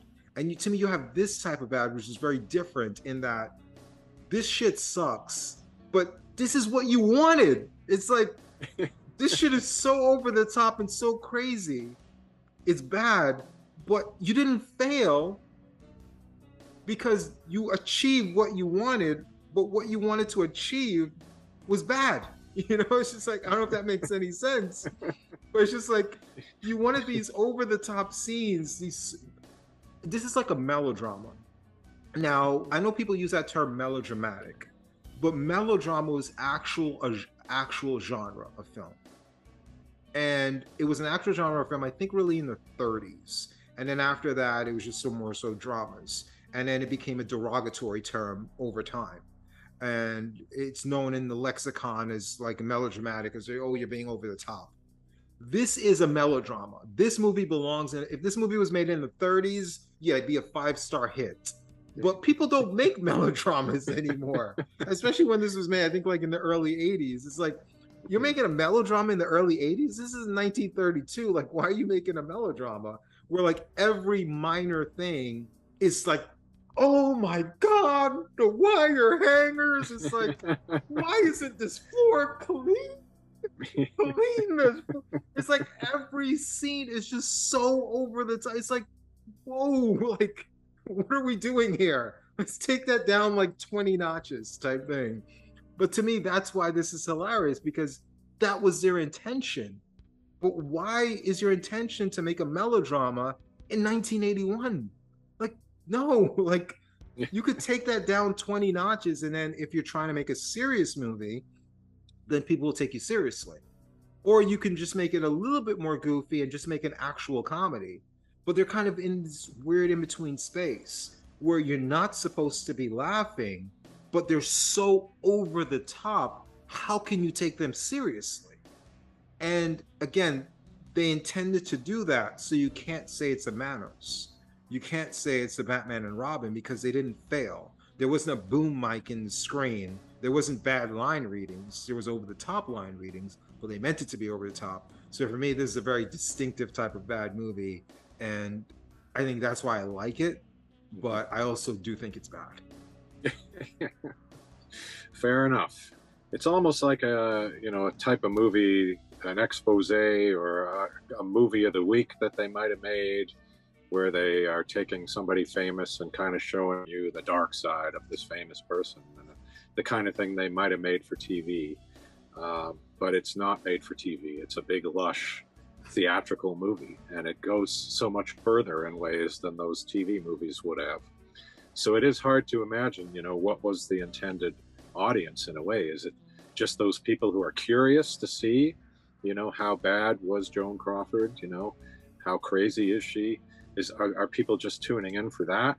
Or is it something more? Is it like, no, we're looking for a more serious experience when we do this movie? Mm-hmm. I don't know, but it is a fairly unique movie. I was looking for sex scandals, child abuse. I got the fact that she hated wire hangers and she wanted her floors to be sparkling clean. Oh my God. How dare she? It's like, okay. Yeah. Some expose that is. Yeah. Christina, darling, I'm gonna make a perfect life for you. Are you having a happy birthday, Christina, darling? This is the best party I ever had. I love you, Mommy Dearest. I love you, Tina, darling.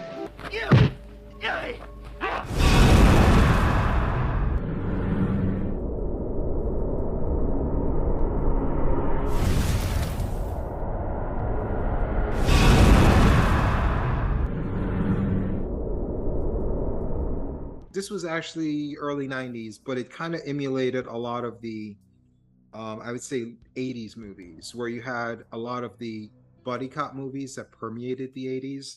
You had the fish out of water type thing with the Eddie Murphy black white dynamic. Eddie Murphy is the criminal, Nick Nolte is the cop. 48 Hours. You got Eddie Murphy is the inner city Detroit cop going to Beverly Hills cop. You got the black and white fish out of water.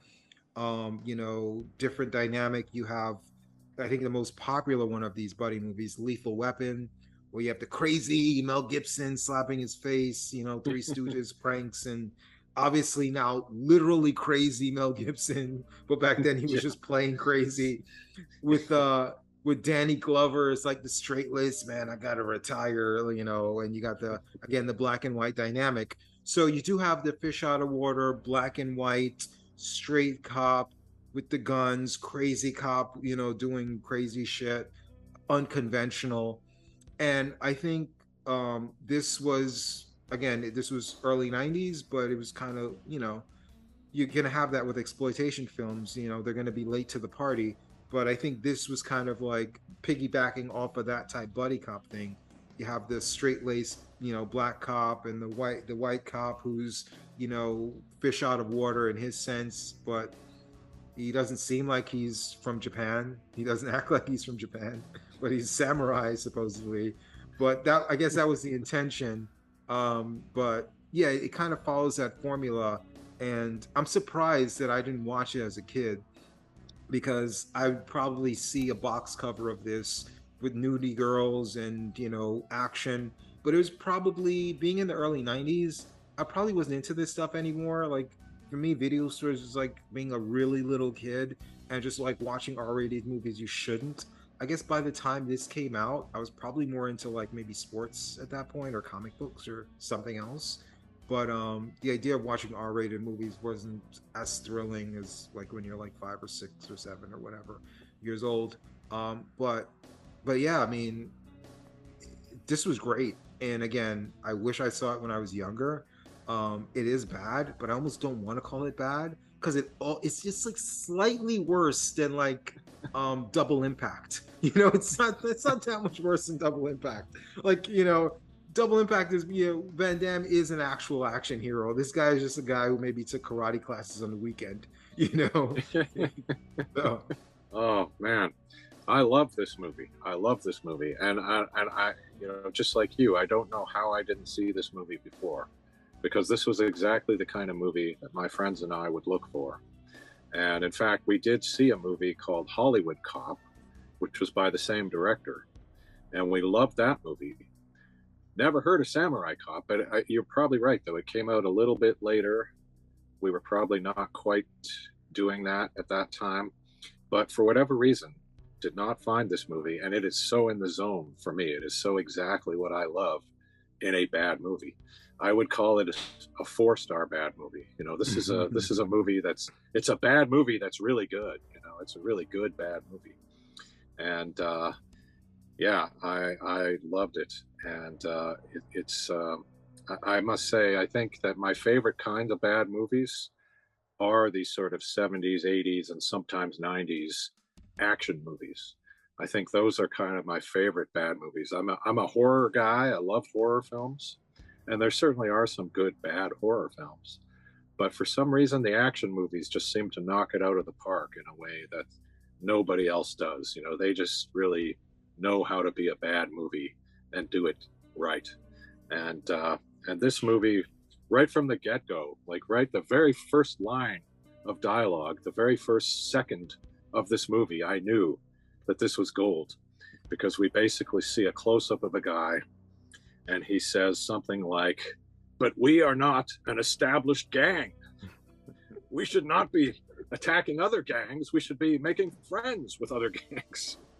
And he quotes Al Capone. He says, Al Capone said, there's enough for everybody. And I have no idea if Al Capone ever said this. I'd love to know if Al Capone said this, but I just thought this is right away so charmingly brilliant. We are not an established gang. We have to be careful. So right away, I knew I was in for something good. Yeah. And the movie just, you could probably spend hours talking about all the stuff in this movie that is awesome. Awesome. But I will just comment on something that you don't see every day, and that is some of the best, worst, I don't know what to call them, flirtation scenes, sexual entendre scenes. I don't know what to call them, but this movie is full of them. And there's an absolutely brilliant scene when they're in the hospital and they're talking about this guy who's been really badly burned, and they want to talk to this guy, and they're talking to the nurse. Can he talk? No, he's too badly burned. He can't talk. And it's all very grim, And then without missing a beat, the nurse says, do you like what you see? And the samurai cop says, I love what I see. And she says, would you like to touch what you see?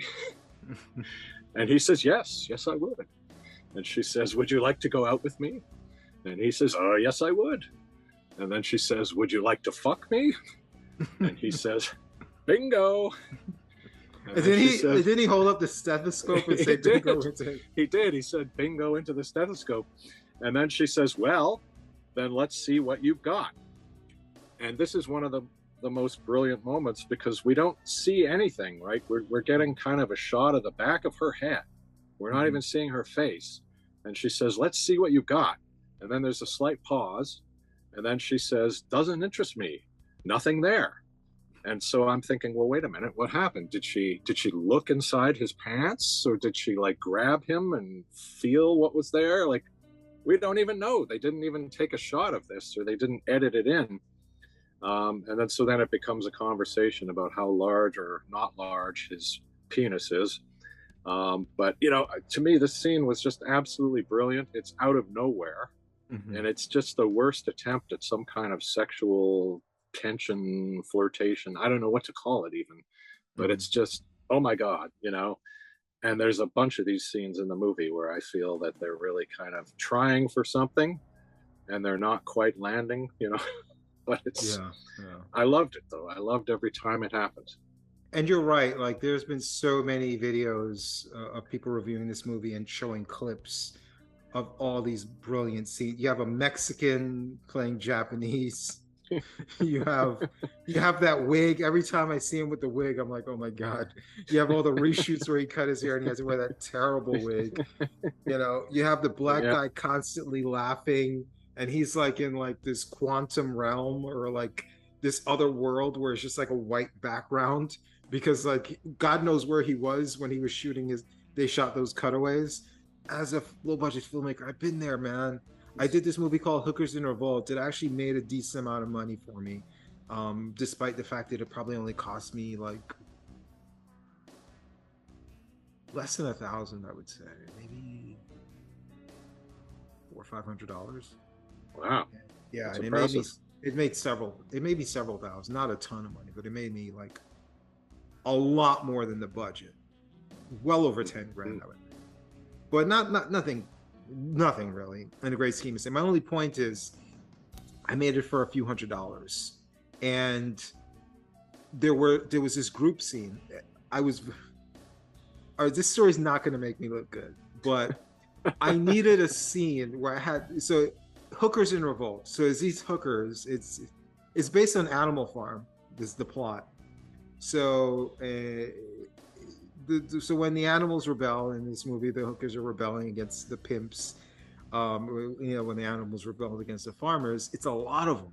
So I'm like, man, how am I going to get a lot of women in this movie? I have a decent amount of cast members, but how do I get a crowd of women? So I did the only thing I could is I said, all right, I'll put out an ad for auditions. And I had these girls come in thinking they're auditioning for a lead role. When they showed up, I just had them be extras. I had no intention of giving them any role beyond an extra. So I'm like, hey, you just sign this release form and then you can do your audition. I had them all audition. I didn't intend to do anything with the audition tapes because the movie was already cast. And I had them just be extras. And I talked them into walking to this park near my house. And we shot the park scene. And the point being, it was just a lot of close-ups. And I used those close-ups and I cut them into the film. So like when the actors who were actually the ones who actually got the parts, like a month before these girls auditioned, they would give these speeches, but it would just be me and the camera guy in the room with this girl giving a speech. So then I got all these cutaways on the day these girls came into audition, and I would just slip in those cutaways of them standing next to a white wall reacting. And when I see this black guy reacting in all these scenes where he's just like laughing or like saying a few words, and it's just this close-up shot of him in a white wall, I'm like, man, like I've done that, you know? You know, I just use all these cutaways from these girls to splice them in the movie. And that's kind of what this director did, because even with those reshoots, you'll see like a lot of the close-ups are where like the main character's wearing the wig, because he came and he shot that afterwards. And you see a lot of the movie has a lot of tight shots. And it's probably because the locations didn't match up, where it's like the guys are talking one way and then you cut to them. They obviously didn't match up because in the restaurant scene, there was no background. They're in an open space restaurant. So when they cut to the close-ups, it should have been like chairs and tables and the back of the restaurants, but it was like a wall behind them. Why is there a wall? Because they weren't actually in the restaurant for those cutaways, you know?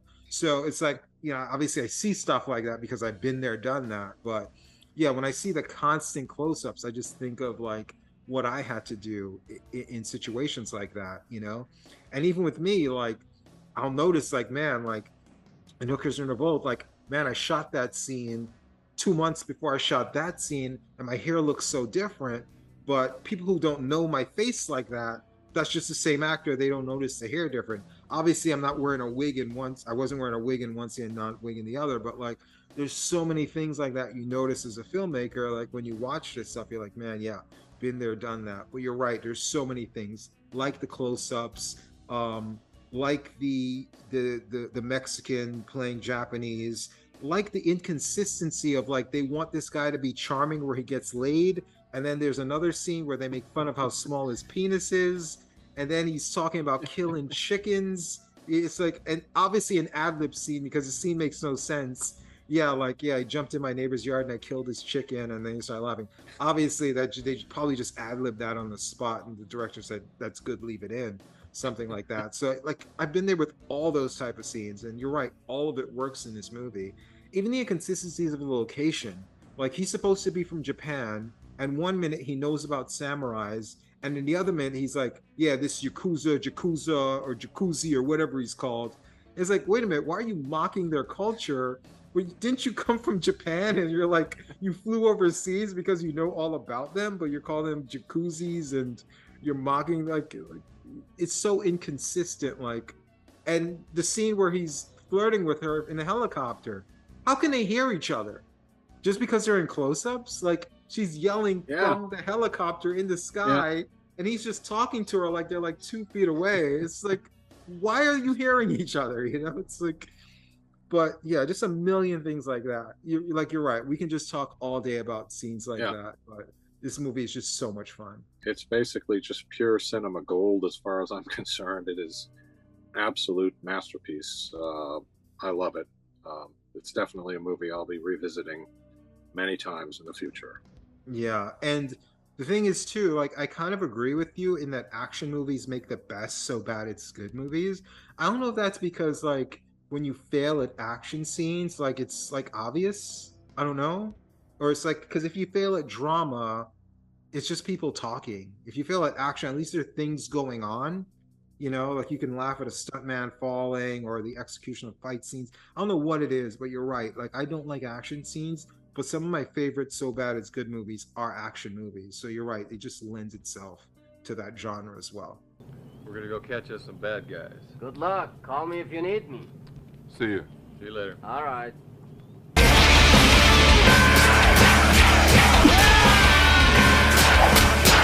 this movie, well, again, I loved this movie. I loved it. And I knew nothing about it.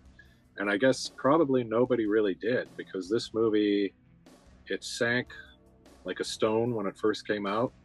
And it was only because somebody discovered it many years later and decided to screen it that it really found an audience. And it really, there's another movie I know of that has a very similar story to this, because apparently when they discovered this movie and realized what they had, they contacted the guy who produced the movie and starred in the movie, and they told him about it, and he thought that it was a cruel joke.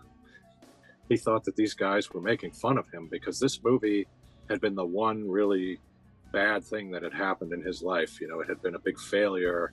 Everybody hated it. They laughed at it. And so he just never thought of this movie again. So when people called him up 20, 30 years later and said, hey, this is a great movie, he thought it was a cruel joke. And yeah, so this is a movie that probably we did not have an opportunity to see back in the 80s or even the 90s.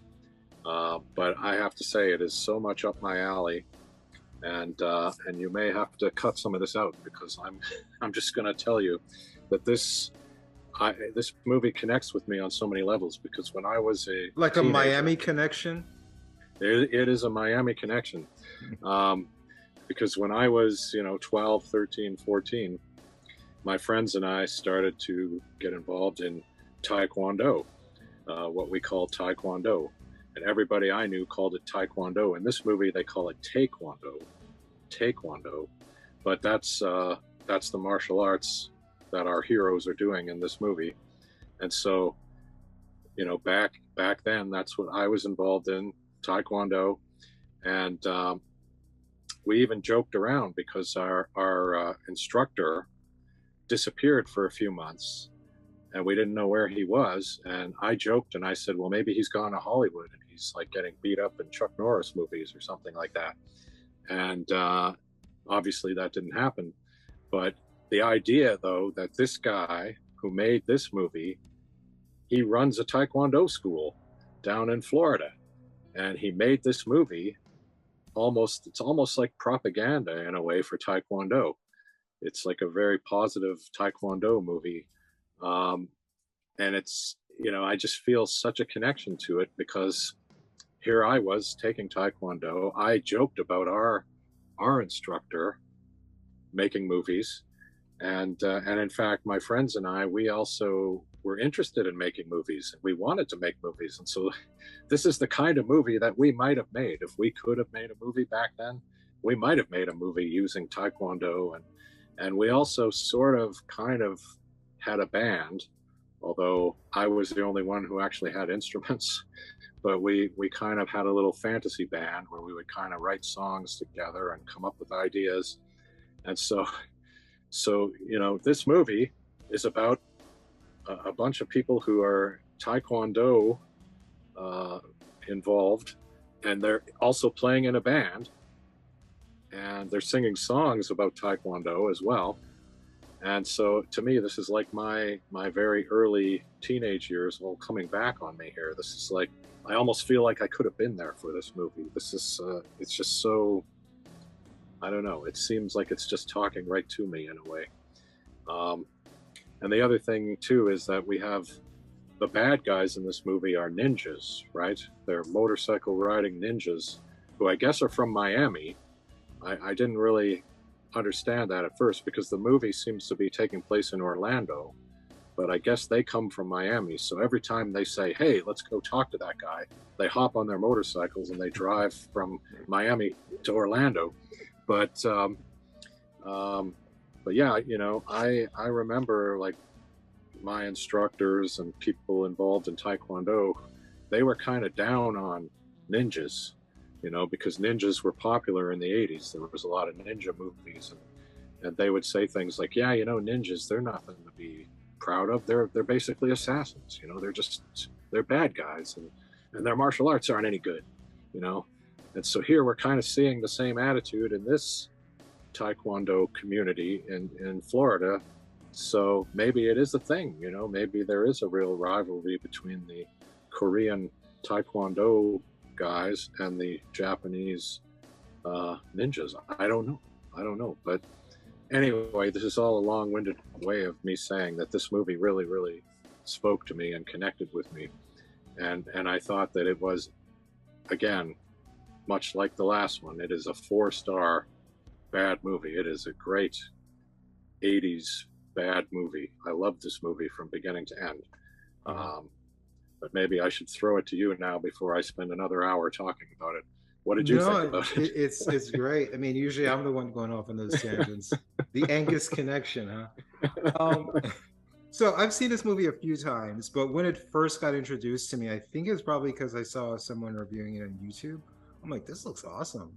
Just the music alone, it was just like, oh my God, this song is actually good. It reminded me of like 80s cartoons where the cartoon could be but that intro song is what you watched it for. It's like, yeah, thunder, thunder, like He-Man. It's like when I hear this, like their song, it's just like I think of like, yeah, like I'm ready to go see them in a fight scene, you know. It's so earnest, the music and just the movie of itself. You could tell like this guy loved the martial arts. These are probably his students, probably, you would guess. Probably not, none of them are real actors or something, or very few real actors.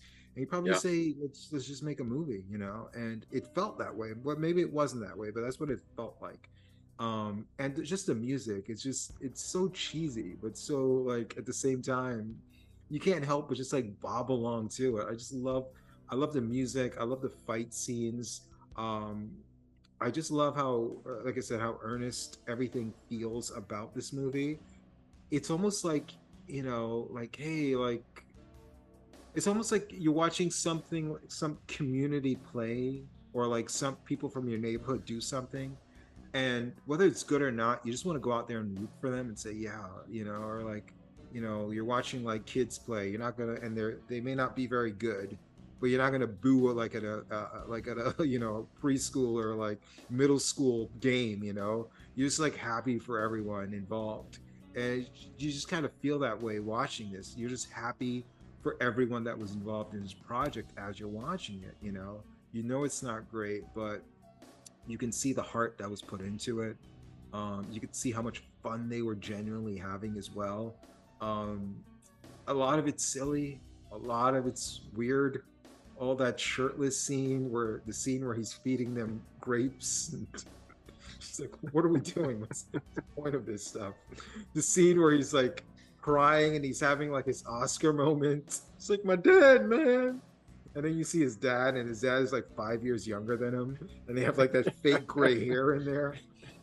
It almost feels as well like it almost feel like he was intended to be killed in that scene, and then they changed their mind and went the happy ending. Because the way he reacted when he was like stabbed in the back, everything was all set up for him to die. You know, it's like, yeah, this is it. I'm gonna see my dad. I got my new suit, and it's like, yeah, like everything's gonna be great now. It's like everything is set up for this character to be killed, but somehow he survives and sees his dad at the end. So I didn't even mind the cheesy tacked on ending, even though I felt it would have probably been better if he got killed. It probably had more meaning to the whole thing at the end. But the whole thing where they try to even bring in the Scarface thing to it, where the guy is jealous of his sister in kind of like a weird way, where it's just like, no one can have my sister but me type thing. And even how the death of her brother gets kind of overshadowed at the end, where it's just like, yeah, I'm gonna go see my dad, man. Yeah, I got the new suit. All right, let's drive you to your dad. Oh, by the way, yeah, I'm sorry about that whole thing with killing your brother. You know, wasn't really cool. Like we did what we had to do. And she's like, yeah, I understand. And they're almost in the background, you know, of that scene talking about her dead brother. In the foreground is this guy going to see his dad. So it's just weird execution. But again, it's like you said, it's just a lot of fun though. Yeah, absolutely. And I agree about the music 100%. I love the music, and I would buy this soundtrack if I found it, you know, if I found the record somewhere, I would buy this, you know.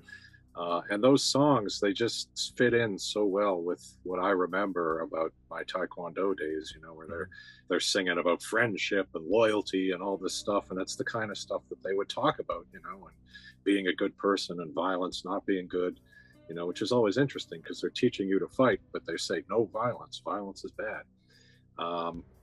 But yeah, I just, I loved it. And there are so many things that we could talk about. So many classic moments. For me, one of the standouts is the band is playing at this club, and apparently they have displaced another band that used to play at the club, and so now that band leader is very angry, and he goes to the bad guys and he says, look, if you get rid of this other band, you know, I'll join up with you. You know, first of all, which is a bit weird, like, is this what Hell's Angels want? Do they want random people to just offer to join up with them? Like, but then he's like, yeah, you know, if I get my job back, I'll give you all my wages. I'll give you all the money I make. So what is the point of that? You want your job back, but you're going to give all the money to this gang? Like, how are you going to live? I don't understand that moment. But I just love that whole thing. You've got the two bands that are kind of fighting. You've got the ninjas versus the Taekwondo guys. Yeah, I just found this movie delightful. I loved it. Yeah, it's hard to find any. It's hard to even find any bad parts about the movie. The only thing is kind of like I could have done without is the two romantic leads just like eating each other's faces for like what seemed like really long kissing scenes. Yeah. But I mean, even that's fine. Whatever. I can watch people make out for, you know, a minute or so. Yeah. But yeah, this movie is just a lot of fun. And the variation of like the comedy to the weird melodrama and with the sister stuff and him getting his dad to the action scenes to the music. There's so many different variations of things to like that the movie flies by. Because like, man, great music. Oh, a fight scene. Oh, here comes this schlocky like scene where he's pretending to cry because of his dad. Oh, here's this scene where they're reenacting Scarface with the whole brother and sister thing. It's like you bounce around from all these different things that the movie just flies by, you know? Mm-hmm. Yeah, for sure. Not a boring minute in this movie. Boss, everybody's dead.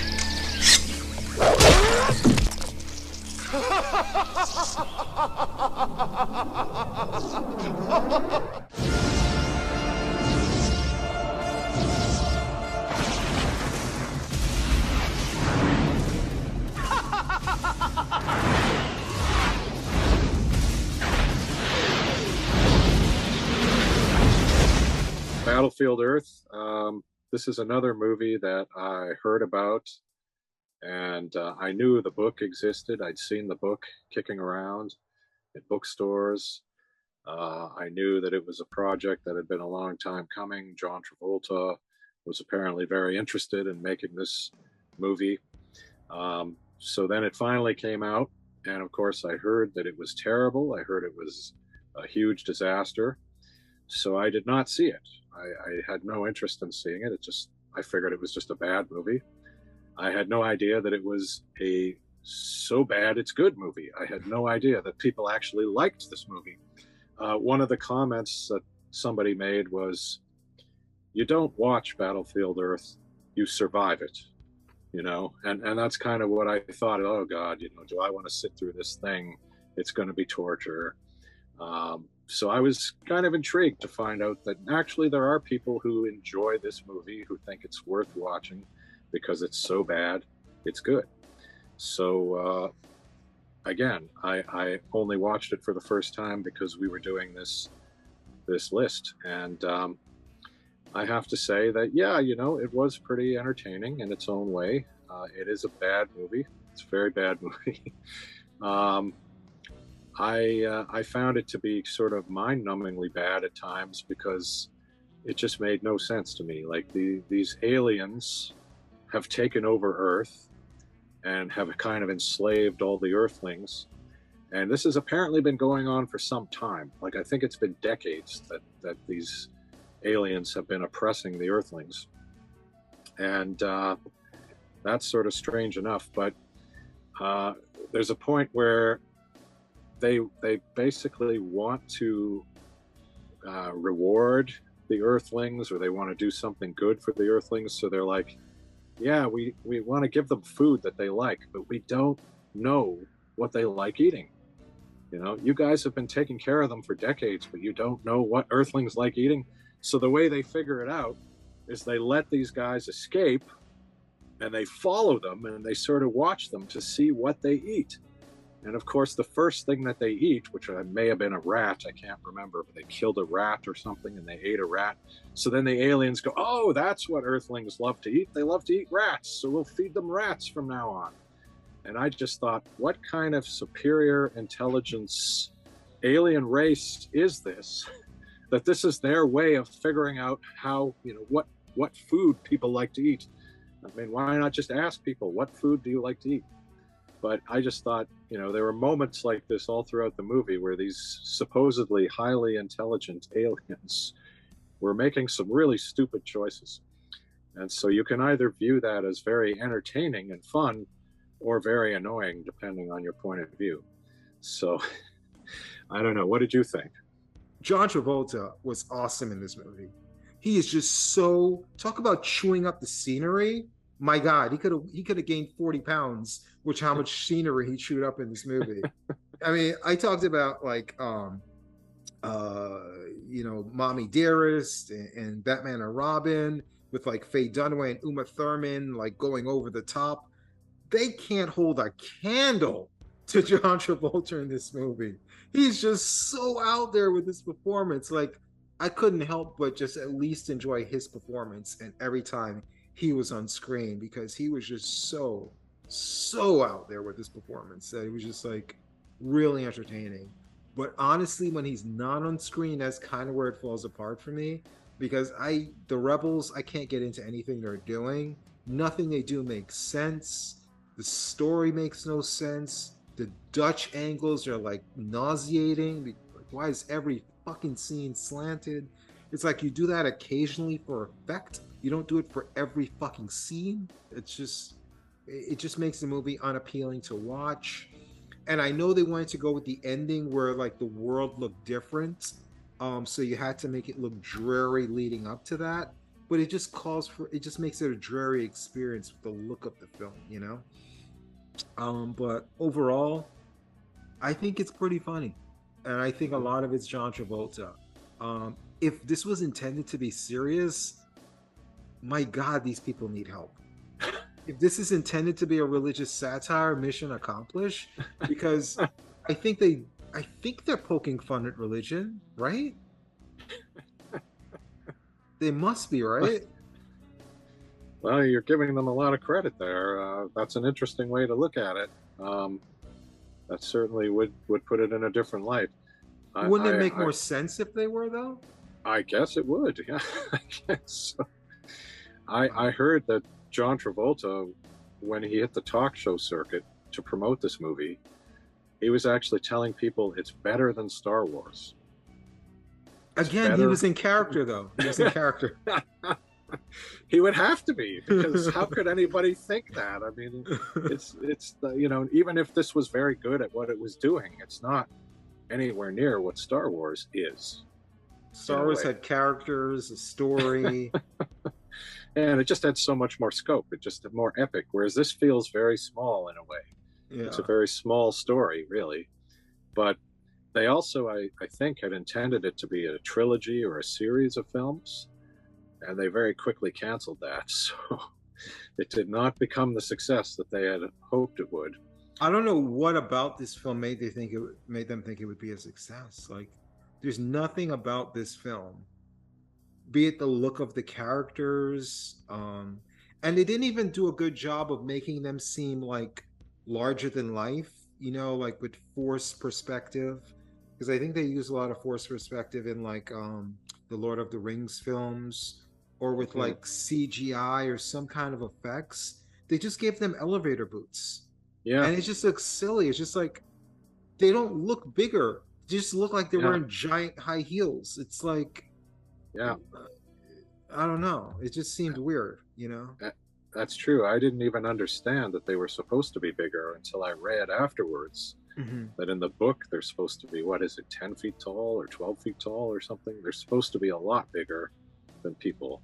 Yeah. But I didn't get that. I didn't realize they were supposed to be bigger. I just thought they were roughly the same size. Yeah, but like they didn't even like try to hide the shoes that was elevating them.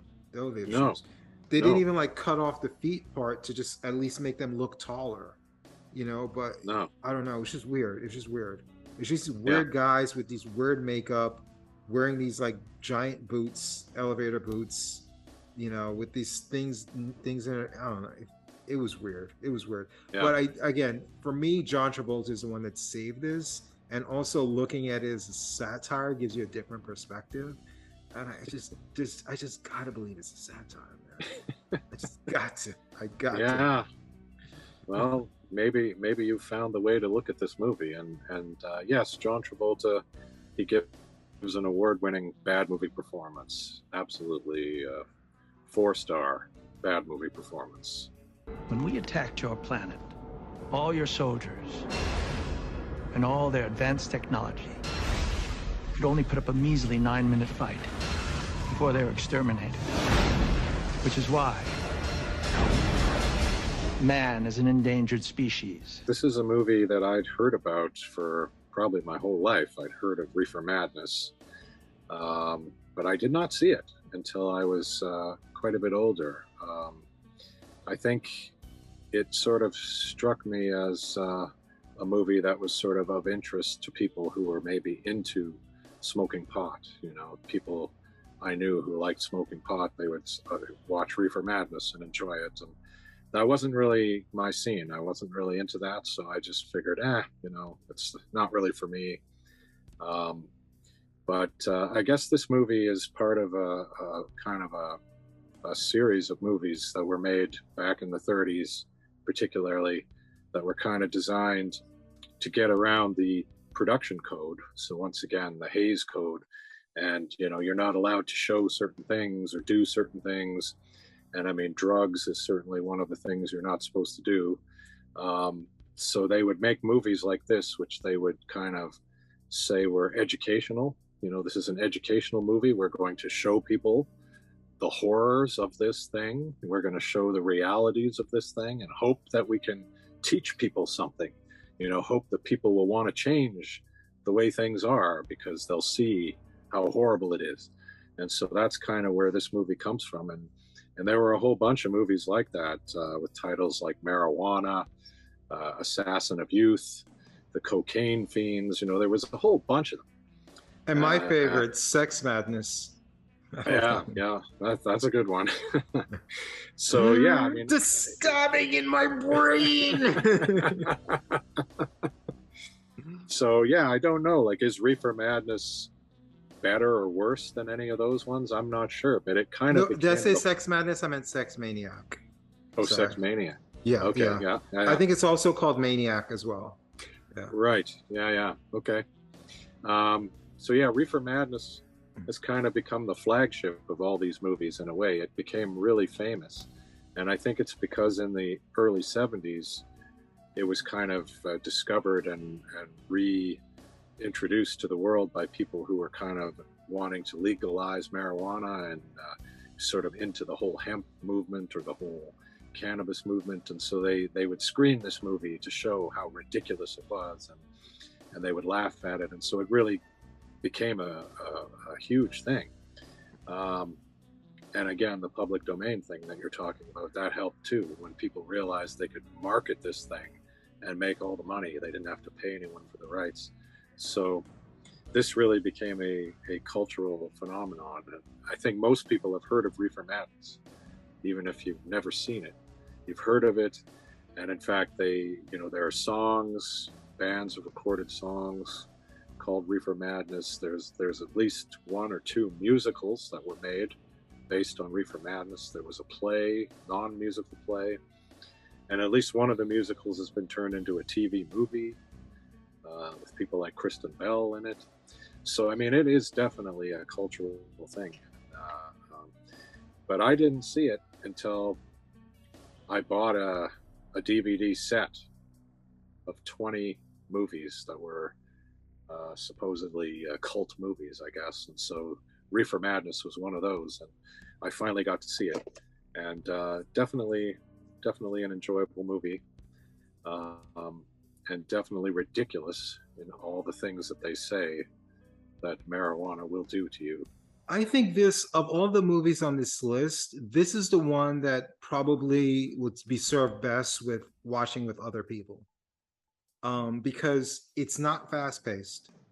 So you're not losing anything if you're talking to other people or you're commenting on the scenes. And some of these scenes and sequences almost feel like vignettes because of the pacing and because sometimes they'll cut away to like other stuff. So it's just like, you have this stupid scene where it's like this guy just goes over the top and kills someone.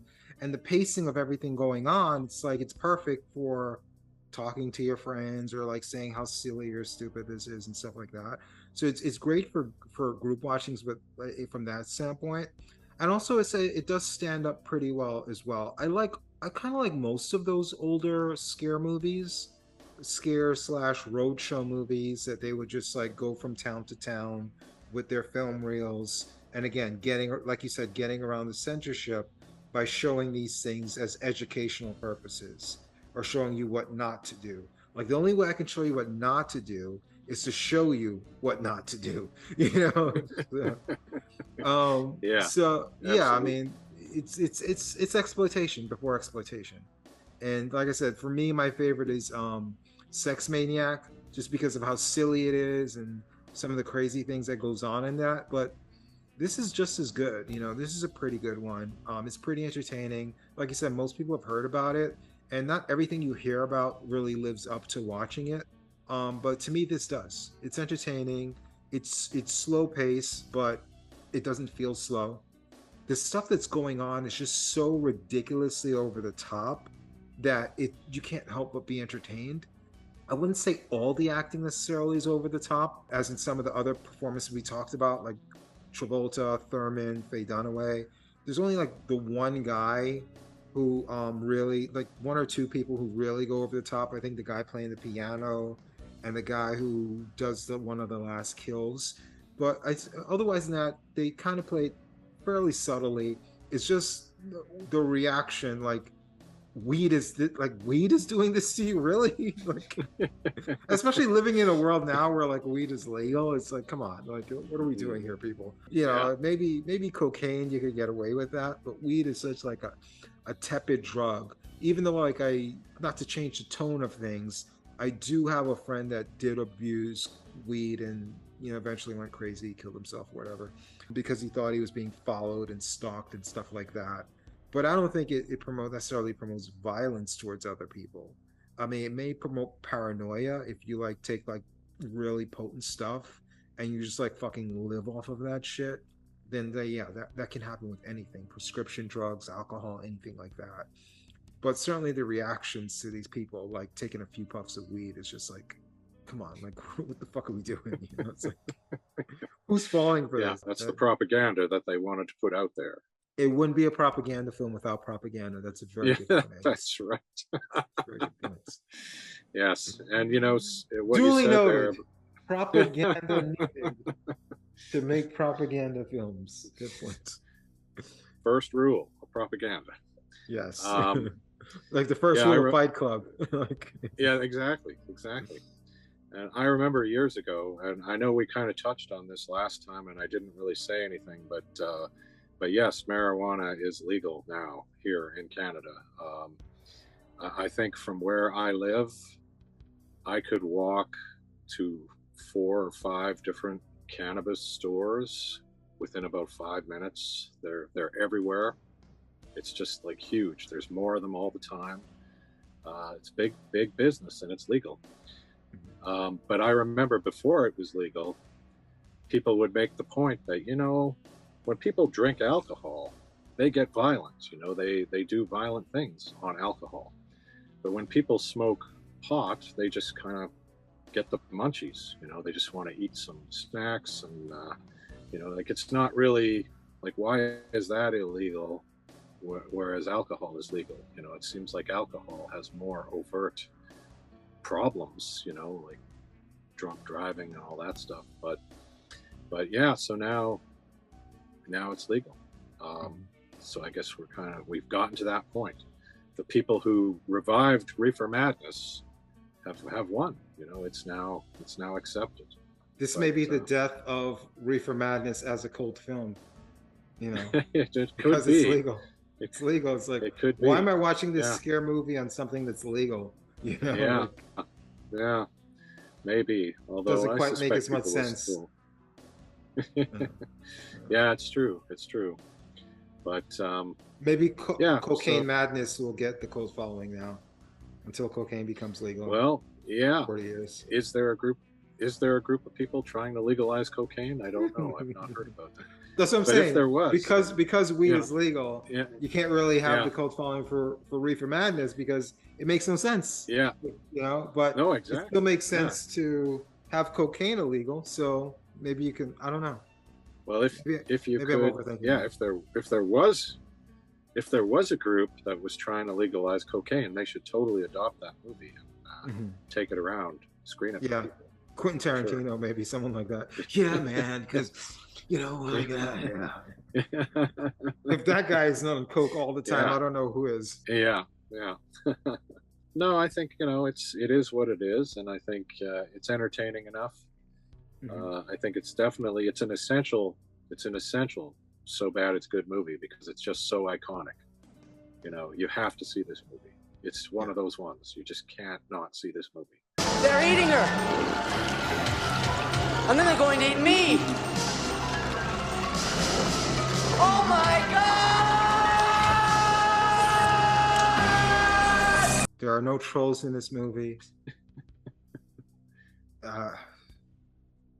So it's hard to talk about this movie and not talk about best worst movie.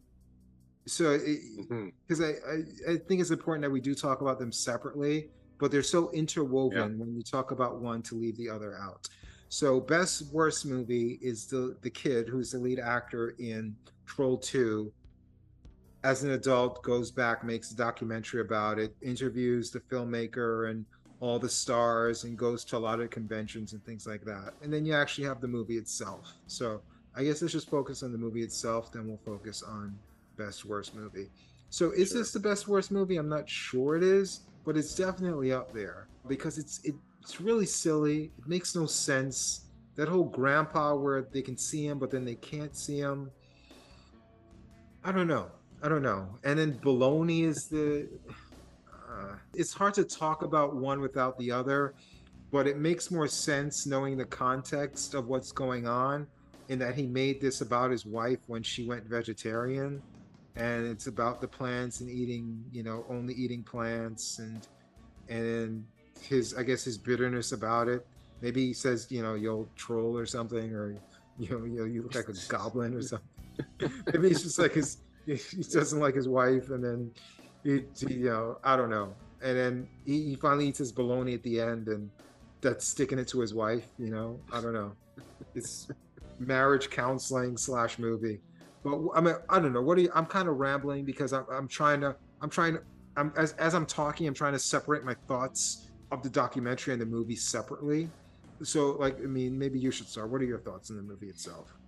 Well, this is a movie that, again, I've heard about so much, heard about it for many, many years, and heard about it in that context, that this is the best, worst movie ever made. And I actually wasn't sure if I'd seen it before, because I think I saw the original Troll back in the 80s. And of course, this has nothing to do with it. Like, they just made a movie, and I think they may have even wanted to call it Goblin originally. But then the distributors said, no, we're going to call it Troll 2 to try and cash in on Troll. Except who the hell even remembers Troll? Like, it wasn't a big hit, I don't think. And I just remember seeing this movie, Troll, and thinking it was okay. I don't, maybe it was bad. I don't know. And so when people started talking about Troll 2, I thought, oh, is that one I saw? Because I don't remember it being that bad. I don't remember it being so bad it's good. But no, I had never seen it. I had never seen this movie. And I watched it with a friend of mine. And this is one of those movies where he said to me, "This is not the worst movie ever made." And I said, "Well, no, I guess it isn't, because it's, it has a story, you can follow it. It's, it's entertaining. Like, that's the bottom line. I found it to be pretty delightful. I found it to be pretty fun. And I think that a truly bad movie, like the worst movie ever made, would not be fun. You would not be enjoying sitting through this movie. Mm-hmm. So this movie manages to be entertaining and fun. And yes, it is bad. There's definitely a lot of bad things in this movie, including some performances and, the script and dialogue. And there's lots of things that don't make sense. It's basically about a family that decides to switch homes with another family for a vacation. So it's kind of like a timeshare, kind of a do-it-yourself timeshare where you're going to switch homes. And so they're going to a small town called Nilbog. And every time I heard people saying Nilbog, I thought to myself, I would never go to a place called Nilbog. I don't know what that means, but that just doesn't sound good to me. Nilbog. That doesn't sound like a place you want to go. It's Goblin spelled backwards! Anyway, the daughter of the teenage daughter has a boyfriend who early on, I think she accuses him of being gay. He trying to turn me into a homo? Wouldn't it be too hard? If my father discovers you here, he'd cut off your little nuts and eat them. He can't stand you. Because he's spending more time with his male friends than he is with her, and they have a big fight, and they go in circles about it. I think they have the same fight several times throughout the movie. And so he's going to prove that he's okay, and he's going to go on this vacation with her family. But then he winds up bringing all his friends with him again, so... It doesn't him and one of his friends sleep in the same bed topless together? I think they might, yeah. No wonder she's calling him gay. Yeah.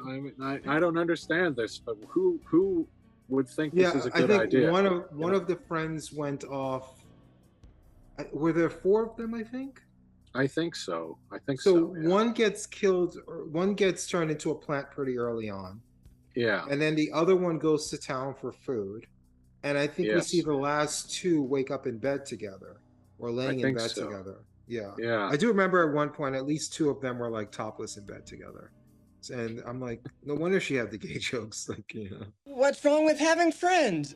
You take them to bed with you too, and I don't believe in group sex. It's just so odd.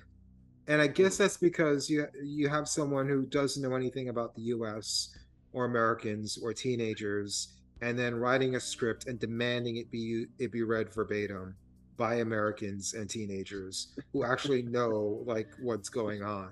So that was perplexing part of it. I didn't was there even a main antagonist? I guess it was that sorceress, Evelyn type woman, maybe. Yeah, maybe. I mean, it had potential. The premise had potential of God, what's that movie where the guy goes to the island and it was remade with Nicolas Cage? Wicker Man. It had a Wicker Man type potential where you're going to this odd town of odd people and they're tricking you into going there, and the reason you're going there is because they want to kill you. In this case, kill you and eat you, and Wicker Man just kill you and sacrifice you. So you had the potential. You're going to go there and you're going to meet all these odd characters. So the premise had great potential, and they did cast a lot of odd people, in the film. So the premise was there. It's just the execution was just so odd. You weren't sure if they were aiming for comedy, if they were trying to be scary, or were they trying to be like a kids movie, like a Harry Potter or something. And again, it's difficult for me to talk about this and leave out all of the behind the scenes stuff that we saw in the documentary, because everything I have to say about the movie has a bunch of question marks at the end of every sentence, and then they kind of get into that in the documentary itself. But as far as just the movie itself, it's just a lot of it made no sense. but seeing the documentary, you kind of understand why it made no sense. But I think the movie would have benefited by not knowing why they made some of the decisions, because the mystery is there. It's like, why this? Like, when you get the answers, it kind of takes away from the enjoyment. Once you lose the mystery, the intrigue kind of follows, you know? So I do enjoy this, but I think I enjoyed the documentary more. And as much as I still enjoy this, I think the documentary took some of my enjoyment away from the film, because it took away some of the mystery as to like the perplexing decision making and character choices. Even still with that, I mean, there are some like scenes where it's just like the boyfriend and the friends are in the RV, like a mile away at least from the girlfriend driving down the highway or an overpass or someplace down the road, and they're having a conversation. They're literally having a conversation. Hey, what?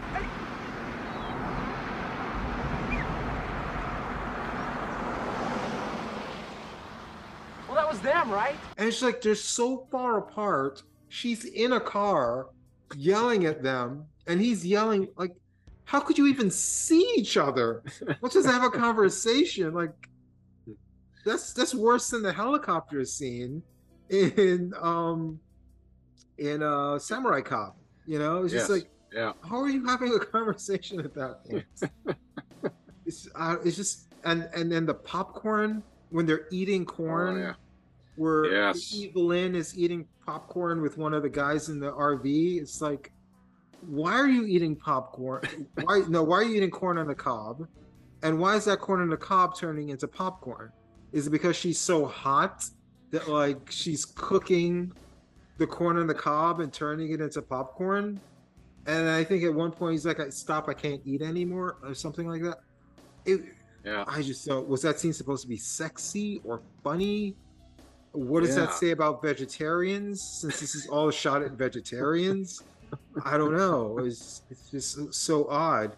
And like, why do they shrink down into like goblins if they're like big people? Like, what is that transformation? What is that transformation about? Why do they need to eat people if they're going to turn them into vegetables anyway? Why not just eat vegetables that's already vegetables? Like, I don't know. Yeah. Well, that's an interesting philosophical question too. If you're a vegetarian, can you turn meat into a vegetable and eat it? Or is that and just... why? Yeah. Why? Why not just eat the vegetables? But you know it was meat to begin with, so it's you know, is that possible to turn it so completely into a vegetable that you're okay with eating that now? Yeah. I don't know. I don't know the answer, but I mean, they could have put that into the storyline. Maybe they're just like in The Wicker Man, there was a drought, and their belief in the drought is a sacrifice. Could have been a drought in the town of Millbog, and it could have been like, the only way to do it is to turn people into vegetables because we don't have any vegetables. I don't know. That's stupid, but it still makes it a little. There's at least a logic to it, some kind of logic. But just a weird movie.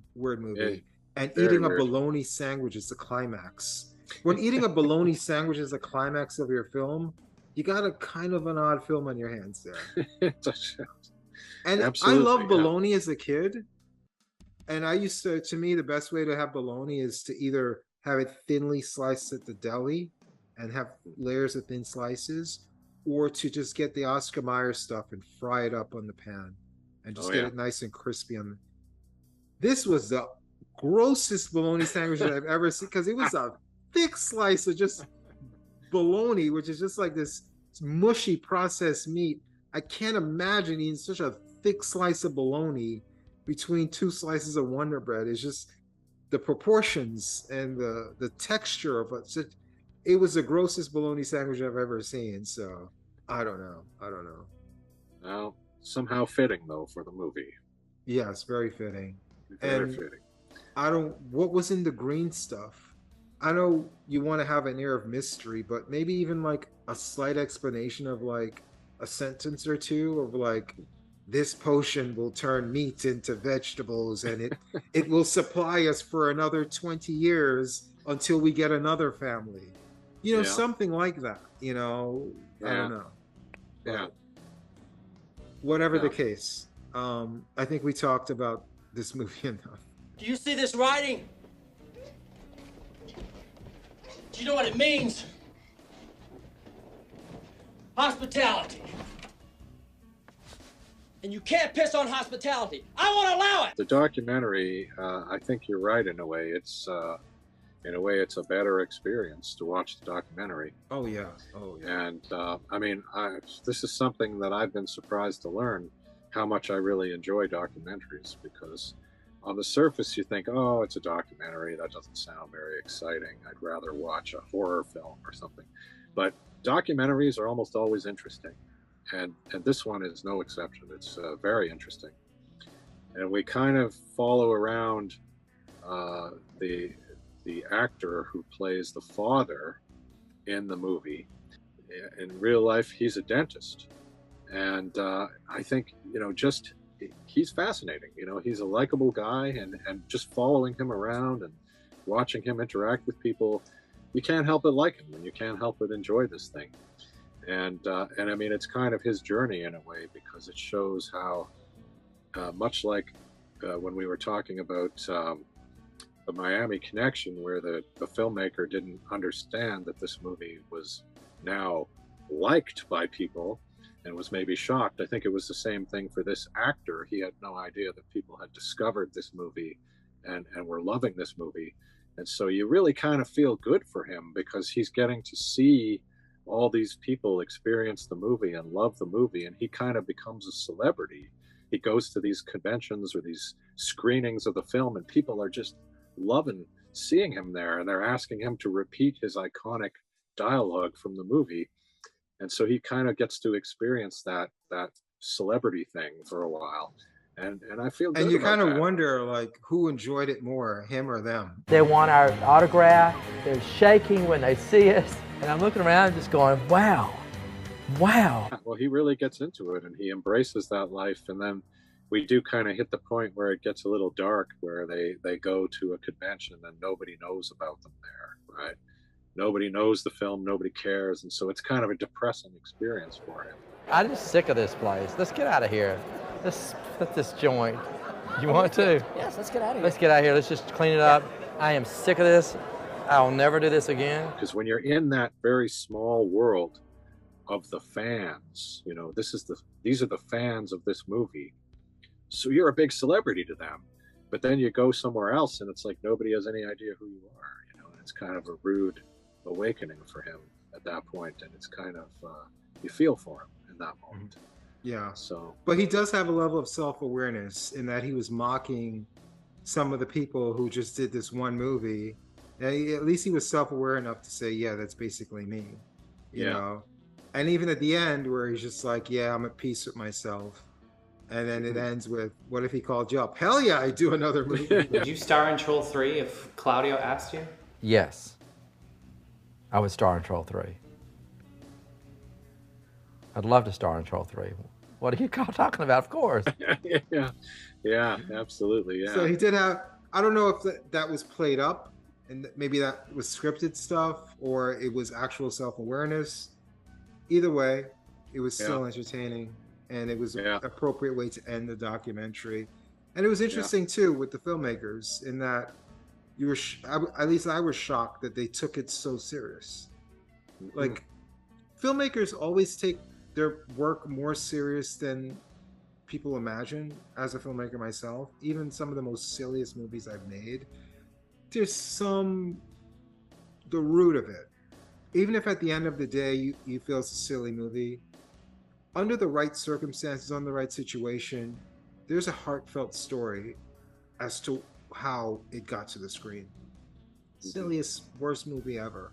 There's some backstory that lets you know, like, man, this came from a place, And usually that can be deeper in there, Like with Hookers in Revolt, I'm not going to break down in tears and say, yeah, man, this scene is where when this hooker slacked this pimp I was thinking of I'm not going to break down like that. But at certain points, like, man, like, I loved this book as a child, and like, man, to like somehow one day like turn this book I loved into like, you know, a nice little silly movie. Yeah, it's a silly movie to you guys, but like, man, like I love Orwell and bringing his story to maybe an audience that would never read it, or maybe only read it as a kid. Or, you know, you can get to that place, but they weren't even there wasn't even that with them. I mean, they were just full on. This is art, motherfucker. And if you don't see this as art, you're a piece of shit. Why is the movie called Troll 2? And there are no trolls in the film? You don't understand nothing. That was just shocking to me. I mean, again, if all that was genuine and not played up for the camera. Mm-hmm. Yeah. Yeah, I agree. It was surprising. And they seemed very almost annoyed with people. Almost annoyed. Almost, well, overtly annoyed with people for, you know, laughing They at were it. And, they were annoyed with their own actors. yeah, exactly. Yeah. Yeah, it was interesting. Very interesting. I mean, he had a decent argument in that it's easy to say the actors, oh, how could you do this? How can you do this? And everybody's brilliant except the actual guy who made the film that you're watching. And everybody else in the room is a bunch of geniuses, and I'm the only idiot. Like, I can understand like him being defensive to that point, because yeah, he does have a point. Like, you know, you're all part of this. Yeah, just because he's the one that made it doesn't mean he's the big idiots and you're all smart and you're all above this. None of you are above it, because you're all there. If you're above it, you wouldn't be there, you know? So I do empathize with him from that standpoint, because I've made some bad movies myself, and I don't want to hear an actor say they're above it. You know, if your performance was better, maybe people would like the film more, you know? Maybe if you gave a shit a little bit instead of just mocking it, you know, then it would have been better, you know? So I do empathize with him from that standpoint, but him and his wife really take it far, where they kind of despise, at least it seems they despise everyone around them, and they think they're better than everyone. Yeah. I didn't come away with a strong fondness for them after this. I was surprised that they just, you know, why didn't they just embrace it, you know, and say, oh, this is wonderful, everybody's enjoying this movie. How does it feel that you were the director of the worst movie ever made? It's the other say worst movie. It's them problem, not my problem. Who cares? Who cares? Why? You know? Yeah. And you also had some of the cast members where things didn't turn out great for them. You had the guy who was actually mentally ill. Yes. I think he said he checked himself out of the hospital or something when he went to the audition. And he seemed like a real shut-in. I think the guy that played the grandpa was also a shut-in, but he didn't have any mental issues. And then you had the woman who played the wife. It looked like she had a lot of work done. She almost didn't even let them into her house. I just felt sad watching her sequence of the documentary. Yes, yeah. It's clearly talking about not still quite acting right. and headshots and her comeback. I'm like, comeback, lady, you're like 80. What are you coming back to? Yeah. Oh yeah, for sure. And and the old guy who talked about being an actor and the grandpa. He had, basically trying to be an actor in a small town, which is something I can identify with, not so much being an actor, but just being involved in theater or the arts in a smaller community. You sort of, just the way he put it is, I've kind of wasted my life. Dude, when he said that, away in my life. That was so depressing, man.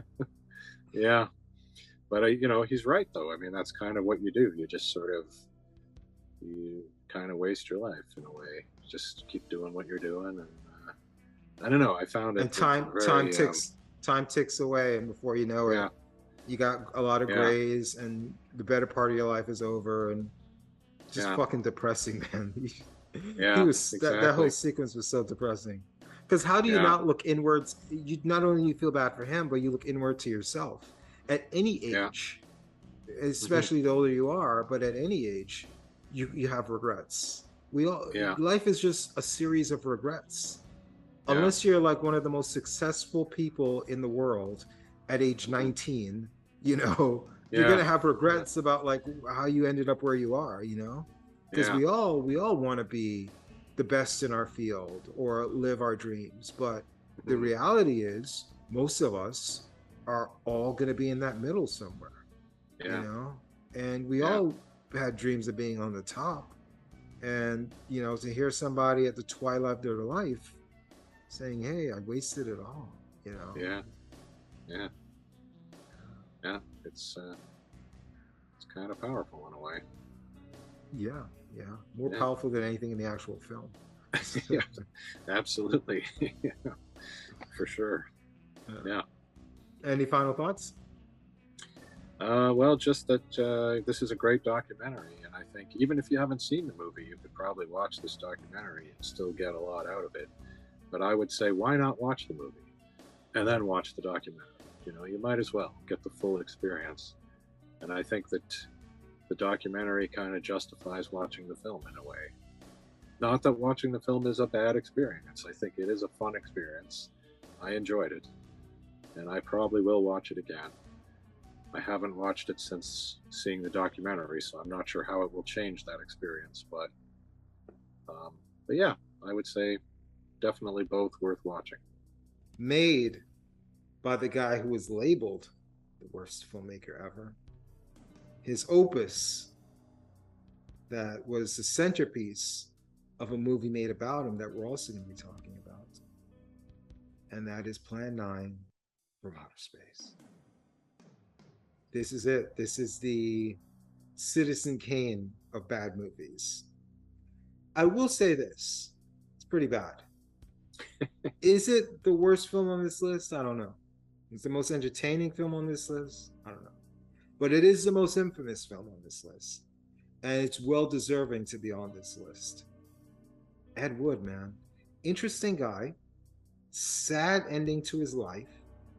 And I remember a filmmaker friend of a guy who I, you know, we're friends now, but our friendship started as young filmmakers. And one thing he told me is like, you don't want to end up like Ed Wood. He was like, hey, you know, we're not making serious movies. Let's just have fun. Let's just get some movies done. But you don't want to be like Ed Wood, where you're just laying on your like your friend's couch or your friend's bed, making these schlocky movies and wondering why they're not some of the greatest movie ever made. And like, you know, and that was kind of part of Ed Wood's downfall, is that he thought these were actually really good movies. He didn't embrace the schlockiness of it. He thought he was actually making like high art, which is kind of sad. And kind of explains all the drinking and depression that kind of took over his life towards the end as well. In watching this and watching a lot of his filmography, that conversation with my friend and also knowing how he ended his life permeates to the back of my head. I'm watching these movies and I'm like, man, they're entertaining, they're really bad. And this guy thought these were like art films? Obviously, just a lot of bad dialogue, I would say, is in this movie. He's not a wordsmith. Stupid. Yes, that's one of the classic moments, I think. I remember watching it with friends, and we just fell on the floor at that point. It was some of that bad dialogue is really great bad dialogue, I think. And also, like, again, I talked about this as a filmmaker, empathizing with other filmmakers, and we talked about with some of the low budget project, is time, accounting for time and the passage of time. And I talked about this a little bit with Nomi in Showgirls, where it seems like they wanted to accomplish something, but in accomplishing that, there's a lot of repetition. They wanted to show her frustration, her anger, her volatility, but the script could have done more pass-throughs, because she was just running in every scene and running out of every scene. It was just like, it's so repetitive, it's distracting, and it's almost becomes a drinking game. Take a shot every time she runs out of a room or runs into a room. And it's kind of like that with this movie. In how does time pass? Daytime, nighttime? Like, a conversation happens, but a bunch of time is passing in this other scene. And also trying to get from point A to point B, there's a lot of repetition in there. How many times do they drive to that cemetery? It feels like they spend the whole movie just driving to the cemetery. It's like, how many times do people go in a car and just drive to the cemetery? It's like, yeah, I understand that's the end goal. You need to keep getting to the cemetery, but how many scenes are you gonna have of people like driving to the cemetery? So structure is like really off with this thing. And obviously you have the low budget nature of just like paper plates and, you know, clipboards trying to make looking like a cockpit in the airport, the cardboard graves, just the black background substituting for night. There's a lot there. There's a lot there that's bad. Yeah. Stock footage. Yeah. Oh. Yeah. He loves stock footage. Absolutely. But you know, again, this is a no budget kind of a movie here, so you can kind of forgive the technical issues. You know, it's not the same. Can you? So I spoke earlier about a friend of mine who I made films with when I was younger. When we were talking about Troll 2. So there were 3 of us actually, and the one guy kind of fell out. He wanted to do his own thing, but we would make films that were feasible, right? It's like sometimes they got too ambitious, and it was just like, man, I look back and I was like, how the hell was why did I write that script? How the hell was I going to shoot it? Or why did I start shooting that movie? How the hell did I think I was going to finish it? But you try to be feasible. You try to say, hey, like, I only have so much money. Let me try to figure out a way to just do a movie in a house. House of the Damned, my first movie. Everyone's trapped in a house. At least I centralized everyone, centralized the location. They almost die. It was a takeoff of I Spit on Your Grave. 4 main characters, like 2 side characters. That's it. Small cast. You just try to do things like that, you know? But we had another friend, every movie was going to be Star Wars. He constantly wrote these science fiction movies. It's like, dude, what are you doing? We're trying to write movies and we're going to help each other shoot them. We're trying to write movies we can actually shoot and get done. He's doing like Star Wars and Star Trek and these space adventures. It's like, how are you ever going to get that done? Like, why are you wasting your time on that stuff? It's like, let's just write stuff with a couple of characters, maybe some horror, a little bit of action. Let's just get it done. But he was convinced, and like, honestly, like, how many of those movies get done? Like 5 or 6 big budget movies? How many big name directors are there? Maybe like 40 directors you can name that are currently around that can make big budget movies. And of those 40, maybe 5 or 6 of them get like $300 million budgets that can actually do a Batman and Robin, or like, you know, a Battlefield Earth, or a Star Wars. Like, how many people get those type of budgets? And if big time directors can't do that, why are you, an unknown in the hood, suddenly gonna get your script, which is badly written, into the right hands to say, this is it? This guy, he's going to be our new George Lucas. You know, it's like, no, it's never going to happen. So that's kind of what it is with Ed Wood. It's like, why are you writing this science fiction epic? You don't have the budget for it. You know, it's like, you can't excuse it to a point saying, well, he didn't have any money. If you don't have any fucking money, don't do a Plan 9 from outer space with flying saucers and aliens and space guns and spaceships and armies and the whole world. Like, you don't have the money for that. So when you fail at something like that, I don't think it's fair to say, oh, well, he didn't have any money, it's an excuse. No. If you choose to do that, choose to take the heat that comes with it, you know? Choose to take the failure that comes with it. Like, dude, you don't have the money for this. This thing looks like shit. You know, it's like, you can't even afford to shoot in a cemetery. I'm not going to give you a pass because you can't afford to do it. Then don't fucking do it, you know? Well, you make a good point there, yes. I've always tried to pride myself on writing scripts that I felt I could do. So yes, that was something I tried to do, and I think it's a good idea. You shouldn't be writing Star Wars if you can't afford Star Wars. So yes, that's Plan fair 9 enough. if you can't afford to actually do Well, it. yeah, Right. fair enough. Yeah, and that sort of reminds me, though, isn't it weird that you've got, you know, Bela Lugosi and his stand-in, and you've got Vampira, and they look like gothic vampires, right? They look like old school vampires. But this is a movie with aliens and spaceships. It's like, why do we have, this is like two very different worlds colliding here. Why do you have these old gothic looking monsters in this science fiction film? I found that a bit strange. Well, the reason is his goal is to make a science fiction movie, and he's going to make everything else fit into that goal. Where it's just like, no, if your goal is making a movie, a good movie, then your focus changes. And then you say, hey, I have Vampira, I have the most famous Dracula, or the Dracula there's ever been. Why don't I just make a horror movie? Cheap, low budget horror movie. How many low budget horror movies did what's his name make leading up to that? He spent his career after the big Universal movies. Why am I forgetting his name now? Bela Lugosi. Bela Lugosi. After his big budget Universal horror movies, he spent a lot of his career prior to working with Ed Wood making cheap, low budget, zero budget horror movies. Why not make a horror movie with Vampira and Bela Lugosi?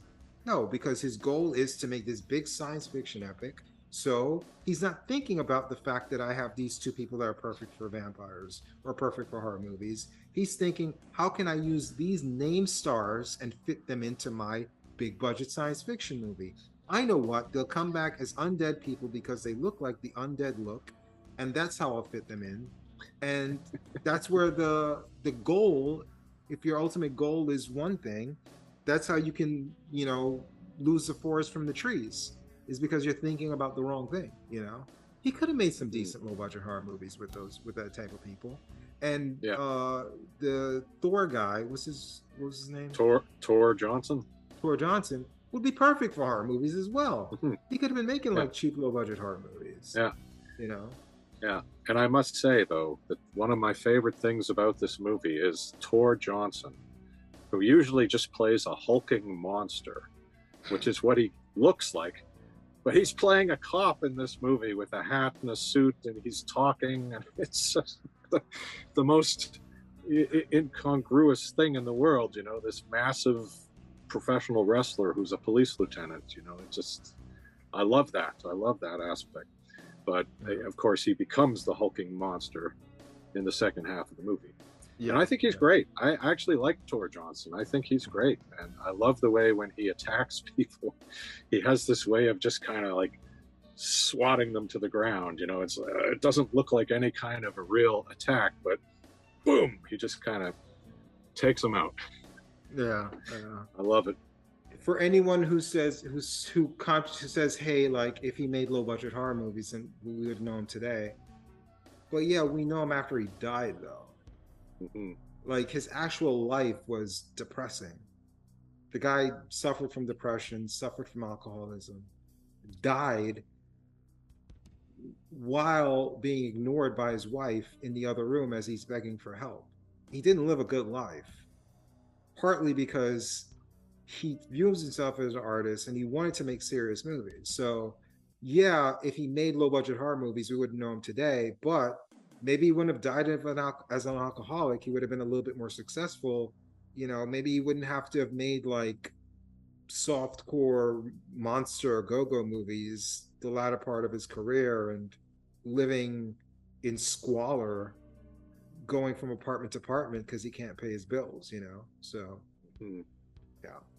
But yeah, I mean, this movie is thoroughly entertaining. It is thoroughly bad on every level. And no, I don't give him any excuses. You don't have the money you don't have the money for, I guess at that point, maybe what it would have been like 40 million or something. However much money it would have cost back then to do the Day to Earth Stood Still or whatever it is he was trying to do. Whatever science fiction movie he was trying to emulate at that time. If you don't have the money to do it, just don't fucking do it. You know, if I go out there and I try to make Captain America Civil War with like a bunch of, you know, costumes at Dollar Tree or something, and I fail terribly, you know, 40 years from now, people should say, oh, well, that's Sean Weathers. Like, he was a bad filmmaker, but I mean, like, in fairness, he did do a pretty good Marvel movie for $56, you know? It's like, no, for $56, I should not be doing a Marvel movie.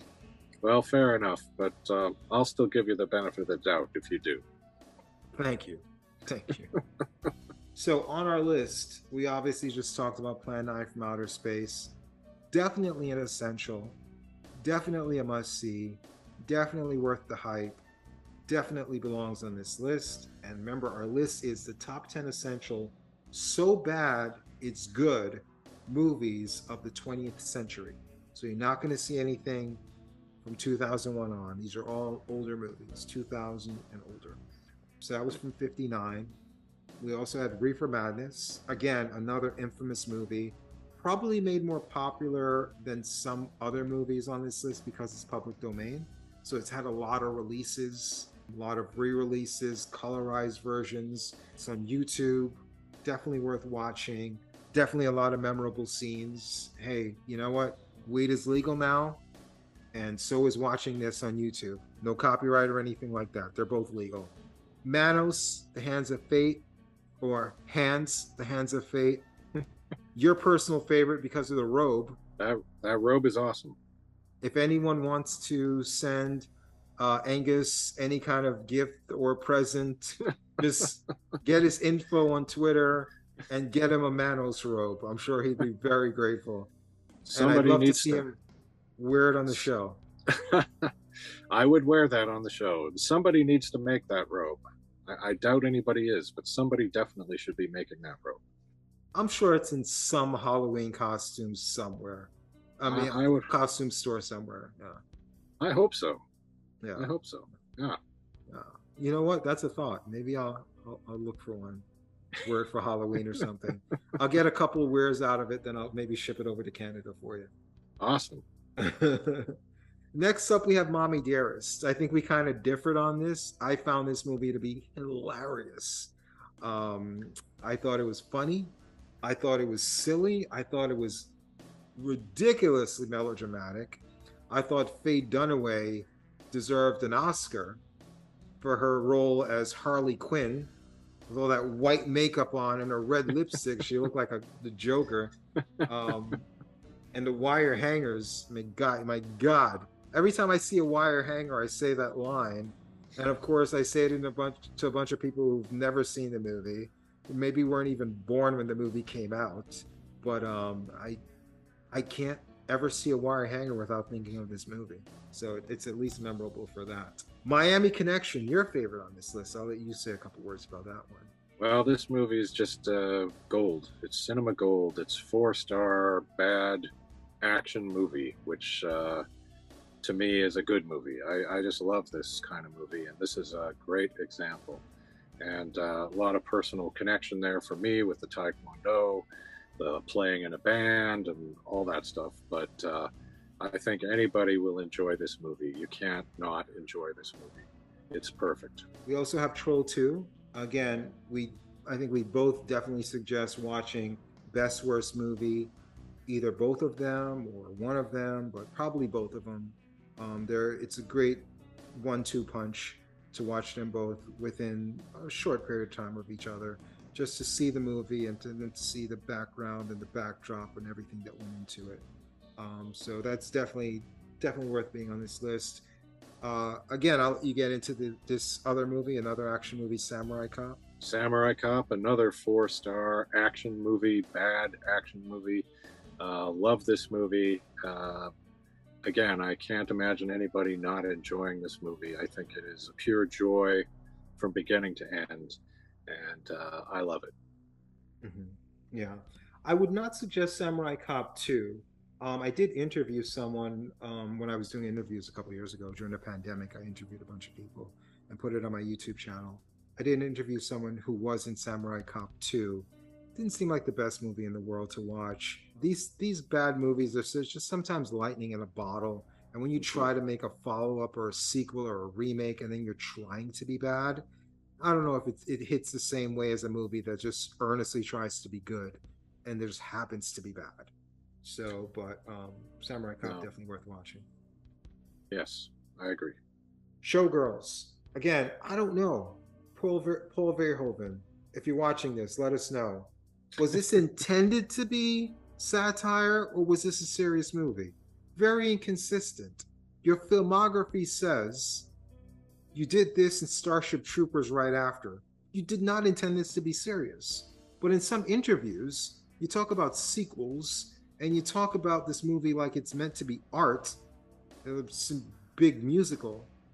Then it makes me think that you're actually crazy and you actually thought this was a good movie. What's the deal, Paul? What's the deal? Either way, very entertaining. And it's not, if anybody thinks it's sleazy, it's not. Despite lines like, everybody got AIDS and shit, and I bet it feels good not to get cum all over your, what did he say? I bet it feels good to go to work and not get cum all over you, or to something about cum all over you. Something like that, yeah. Yeah. Either way, with lines like that, and all the nudity and sex scenes, you'd think it'd be sleazy, despite the rape, which was completely out of context of the rest of this movie. It's not a very sleazy movie at all. It's really entertaining and definitely worth watching. Batman and Robin, probably not the most entertaining on this list, but I think it was important to be all-encompassing when you're making an essentials list, and that you want to cover all aspects of So Bad It's Good. And I really wanted to get a big, super high-budget movie in there that somehow failed despite having all the odds on its side, found a way to steal defeat from the jaws of victory. And that was this movie right here. Lastly on this list, Battlefield Earth. Any Scientologist watching this, please let us know. Is this a satire on religion, or was this actually supposed to convert people into Scientology? Let us know, because I'm curious. I'm got my fingers crossed that this has to be a satire, because there's no way anyone of sound mind and body would make this movie and consider it a serious work of art. That is our list. Any final words on that? No, I think we've said it all. I think this is a good list of essential movies. I say dig in and enjoy. Again, you could probably think of some movies that probably belongs on this list, like Robot Monster and a bunch of other stuff. But again, in picking this list, I really didn't want to focus on movies that weren't trying very hard. So I didn't want to pick any of the Roger Corman stuff, because I don't think those movies are actually trying that hard to be good. They're just trying to churn out movies. I didn't pick a lot of movies that would have been kind of repetitive in that they're bad for the exact same reasons. So I wanted to pick movies that were bad for different reasons, so bad they're good. Various budgets, various time frames, different decades. So I wanted to have lists to have some variety. We both did. And I think that we did cover that with this list. And these are just essentials. They're not the best. They're the essential top 10 so bad it's good movies of the 20th century. The person that most exemplifies, or that's most associated, or that's most synonymous, is there another word I can throw out there that you can think of? Most essential. There you go. There you go. The most essential person that is part of the So Bad It's Good lexicon of films, Edward D. Wood Jr., now known as Ed Wood because of the movie based on his life, loosely. We've already talked about his magnum opus, Plan 9 from Outer Space. We're going to talk about a few more of his films. Should we go in random order, or should we go chronologically? Let's go chronological. Okay. So we did jump ahead then in that case to Plan 9, which was kind of the latter of the movies we're not going to talk about all of his movies. These are the essential movies of Ed Wood. The essential person that's associated with So Bad It's Good movies. Glenn or Glenda? So Glenn and Glenda was an interesting one for me because I don't know what the fuck it was trying to accomplish. Part of the visuals made me think, is this supposed to be some kind of artsy movie? Because it's like, what do these images and scenes have to do with this transvestite or this transvestite story? I thought that either go a serious route, make a serious movie. It seems like this is something that he's serious about. He did cross-dress in real life. This wasn't just a movie for him. So go the serious route, make an actual drama, or make something that's out there. Make an exploitation film. This was kind of like a mishmash of like, take what I'm talking about very seriously with artsy fartsy stuff, and then like women in lingerie, which gives you this exploitation feel. What are you trying to do? Are you trying to talk me into believing that this is normal and we should accept people that are different from us? Are you trying to do some art house type thing with all these weird visuals? Are you trying to do exploitation with half-naked women and you're trying to titilize me? I didn't know what the hell it was trying to accomplish. It was all over the fucking place. So it didn't really hit with me. I thought this could have been like his one serious movie, because you do have some bad filmmakers who do have at least one film in their filmography that kind of like is their passion project. And I thought this could have been his passion project, but it just all kind of fell apart to me in the execution. Well, that's interesting. I think in a way, this is Ed Wood's attempt to make a serious movie. I think that that's why he sucks, critic, huh? Yeah.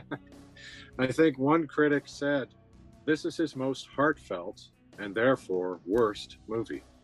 That's pretty cool. I think it definitely is his most heartfelt movie. This is a subject that's important to him, and he does take it seriously, and he does make a point of trying to convince you that you should take this seriously, and that you shouldn't judge people for doing this kind of thing, whether it's cross-dressing, whether it's having a sex change. And I think he was probably hampered by the box that he was put in.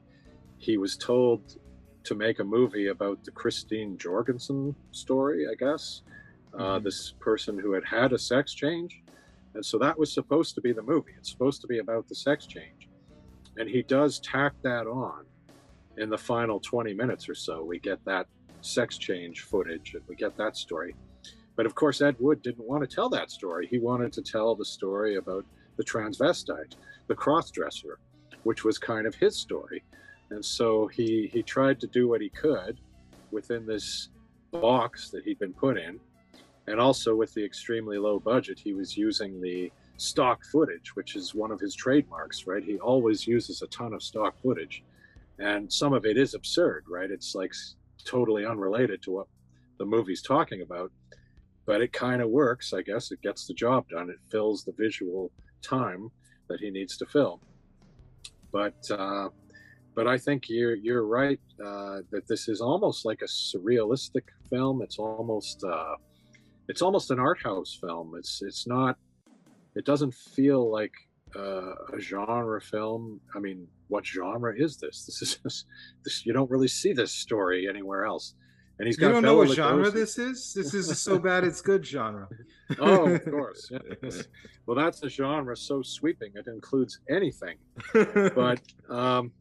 But yeah, I mean, he's got Bela Lugosi here playing the puppet master, sort of a godlike figure. What the fuck does that have to do with anything? It has nothing to do with anything. He just wants Bela Lugosi in the movie. But yeah, I mean, I think he was working with these very different components and trying to create something out of it. And yeah, I mean, the result is a bad movie. But it's kind of a bad movie that you can't help but keep watching because it's just so bizarre. You don't know where this is going. You don't know how this is all going to come together. Maybe it never does. But yeah, I think in a way this is Ed Wood's art house movie. It's his He's almost using experimental film techniques in here. More like his Fart House movie.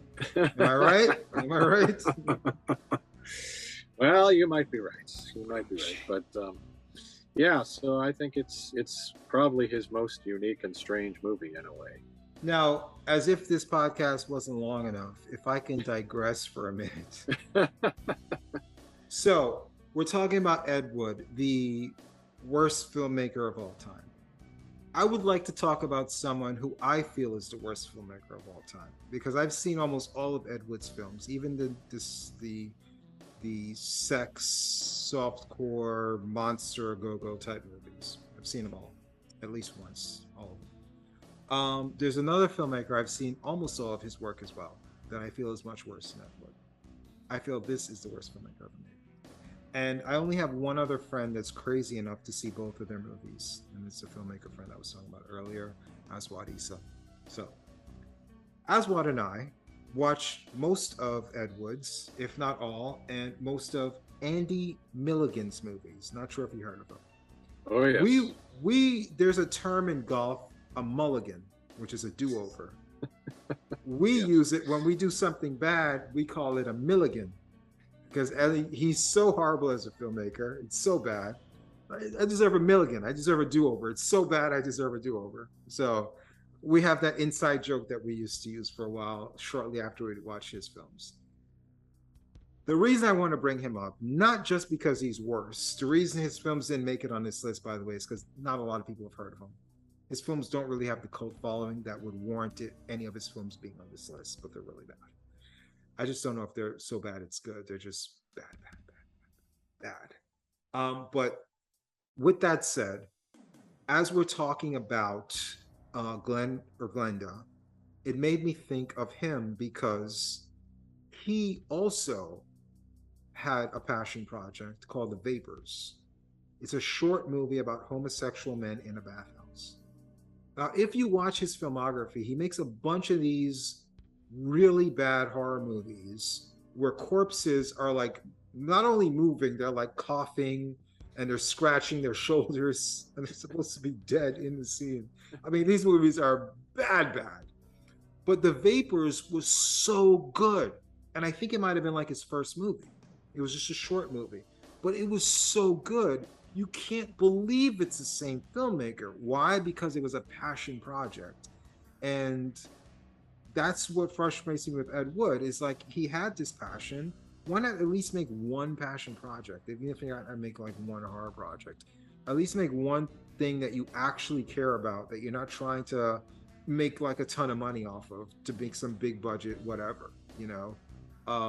But yes, I would recommend watching The Vapors if you're into bad movies, but you have to really be into bad movies, because we're talking about bad movies, not so bad they're good. We're talking about just legitimately bad movies.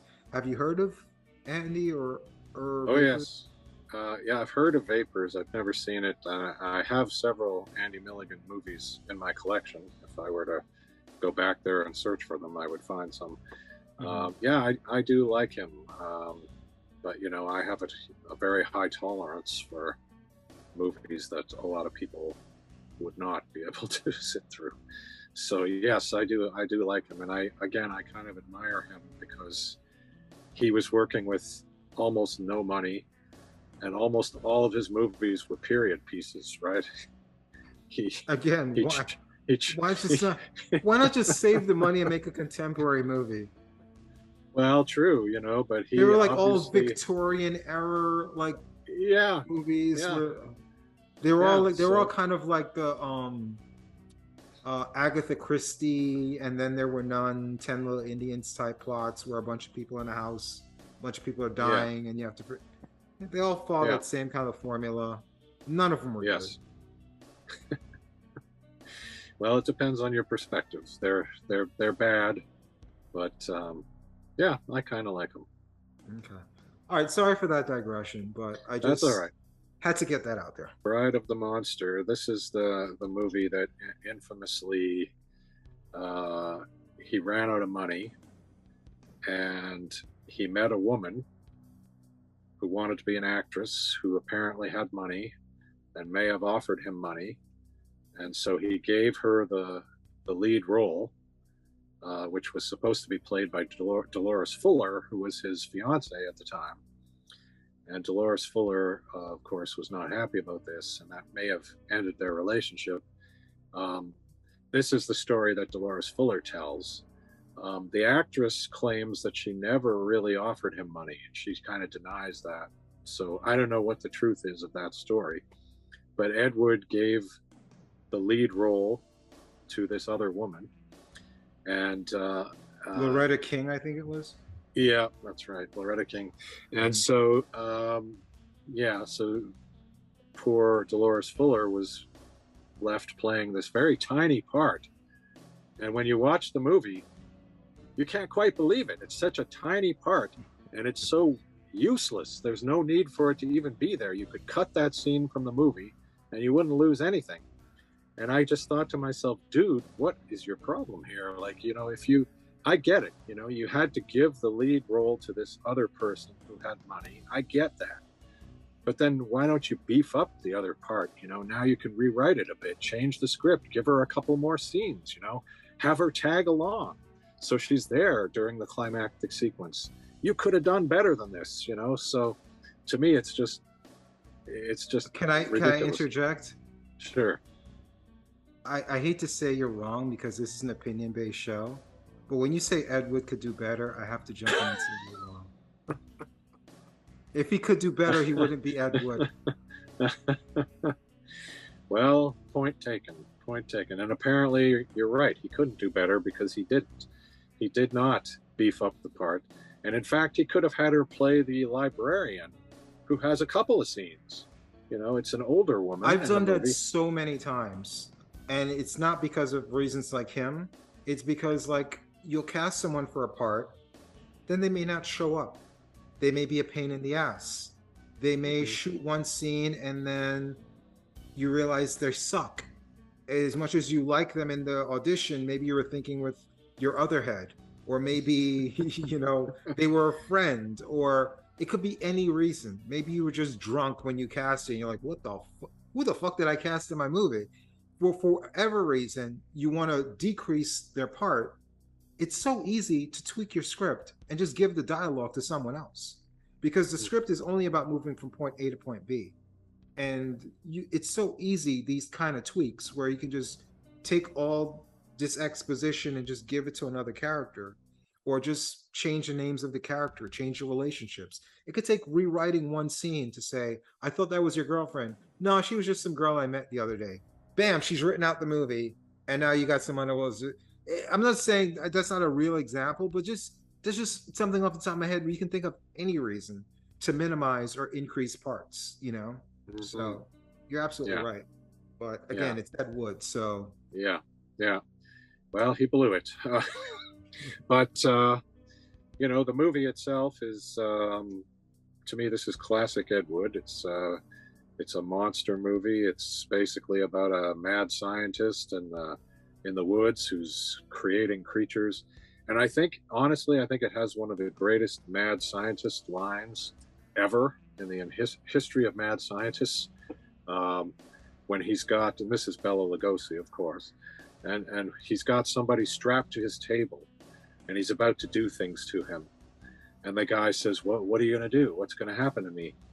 And Bela Lugosi says, you will soon be as big as a giant, with the strength of 20 men, or, like all the others, dead.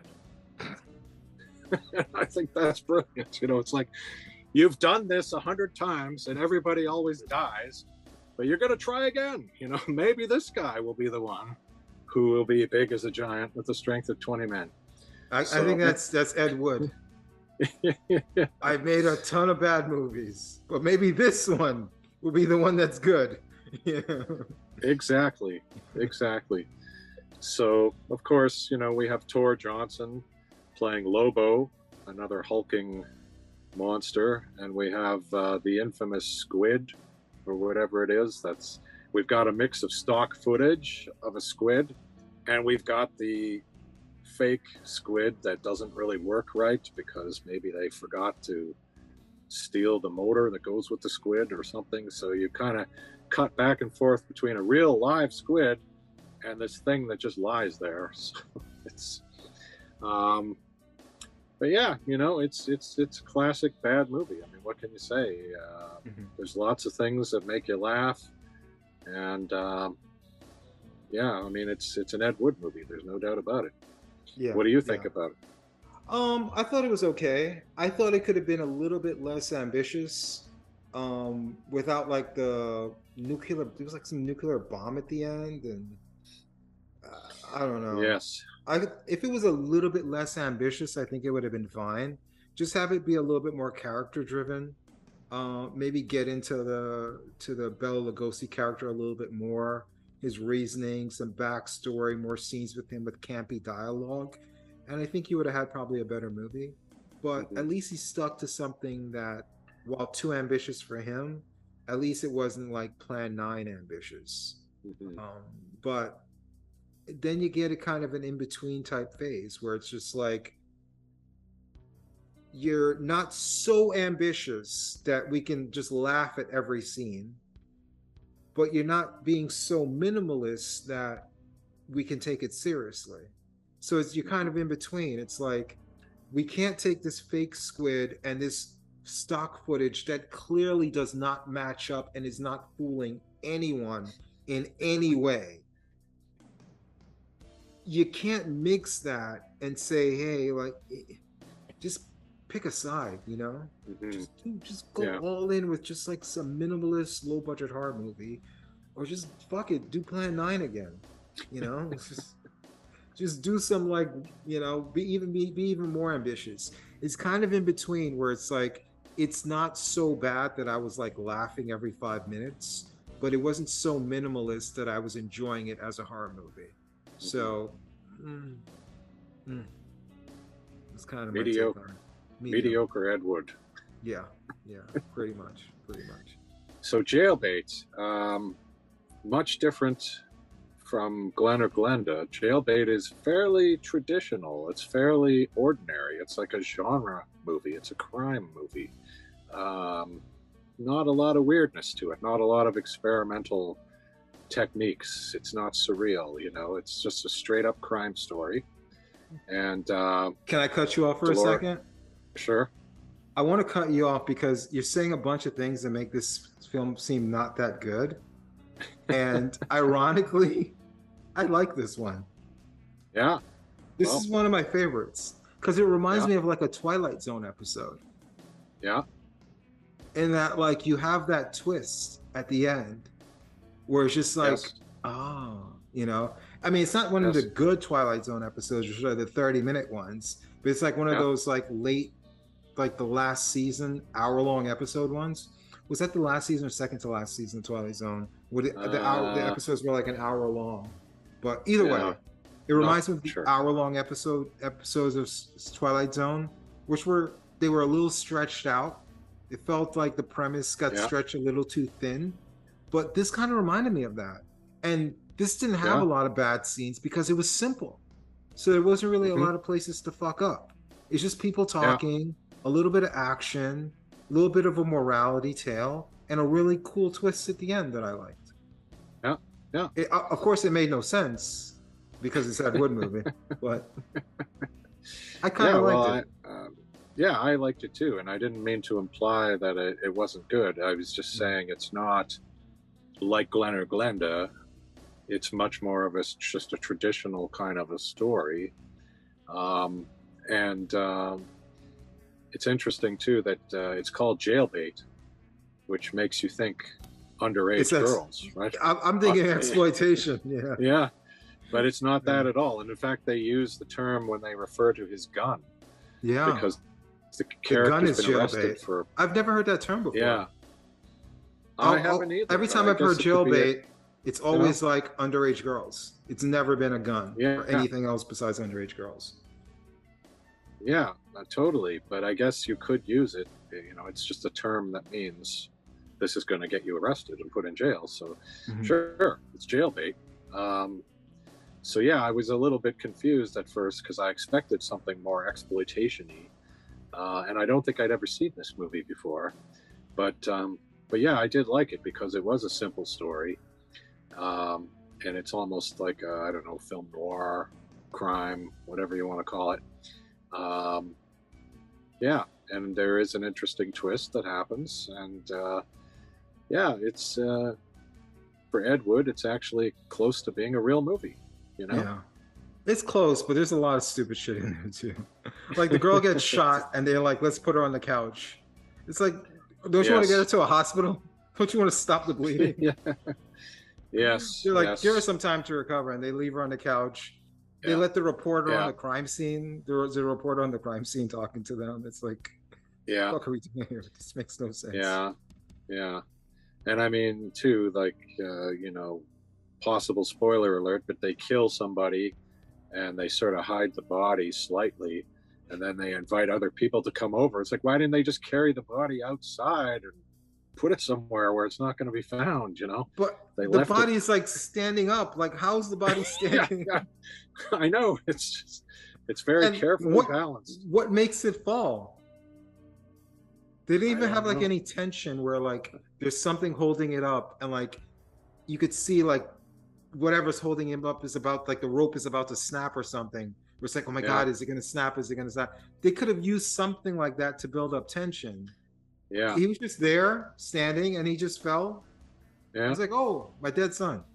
Yes. Yeah, exactly. Yeah. So yeah, I mean, there's definitely some Ed Wood touches in there, but and I mean stock footage or something, because they pull a heist where they're going to rob a theater, right? And all of a sudden you're watching this footage of some kind of performance in a theater, which I am positive Ed Wood did not shoot, right? This is not his scene. And this is an interesting scene. It's like an old blackface musical number, right? Yeah, it's forewarned anyone who's sensitive in this day and age. It's not comfortable, but go ahead. Yeah, so I mean, that was like, you're watching this movie and all of a sudden, whoa, what the hell? You know, this is like a completely different thing. And like I said, I am positive Ed Wood didn't shoot it. It must have come from some other, it was probably a short film or something that they had in the vaults, and they just took it. But I mean, you kind of expect that this is going to be integrated into the film, like they're going to pull the heist. By the way, thank God it wasn't. The less of that stuff on screen, the better. Absolutely. But you know, it made me think of SCTV. I don't know if you ever watched SCTV, but they did this great sketch called Maudlin's 11, which was a spoof of Ocean's 11, and they're pulling a heist where they're going to rob the TV show Make Room for Daddy. And so the TV show is in progress, being videotaped while they are backstage pulling off the heist and stealing the money. And so you kind of expect that, oh, the show's going on and they're going to pull a heist while the show's going on. But nope, the show goes on. It's over by the time they get there. The theater's dark, right? There's nobody there. So why did you even show us that, right? It's just filling time. It's just, that's all it is. There's no reason to even have that scene there. And of course, now we would say, please get rid of the scene. We don't need the scene. But I guess he was just padding up the movie by having that scene in there. Yeah.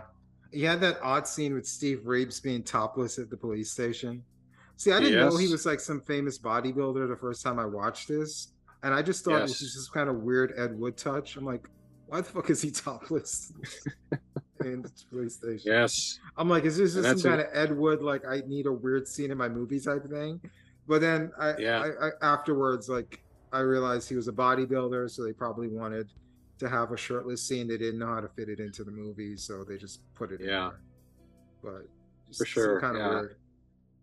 And interesting too that he did go on to become a bit of a star. You know, he made Hercules movies.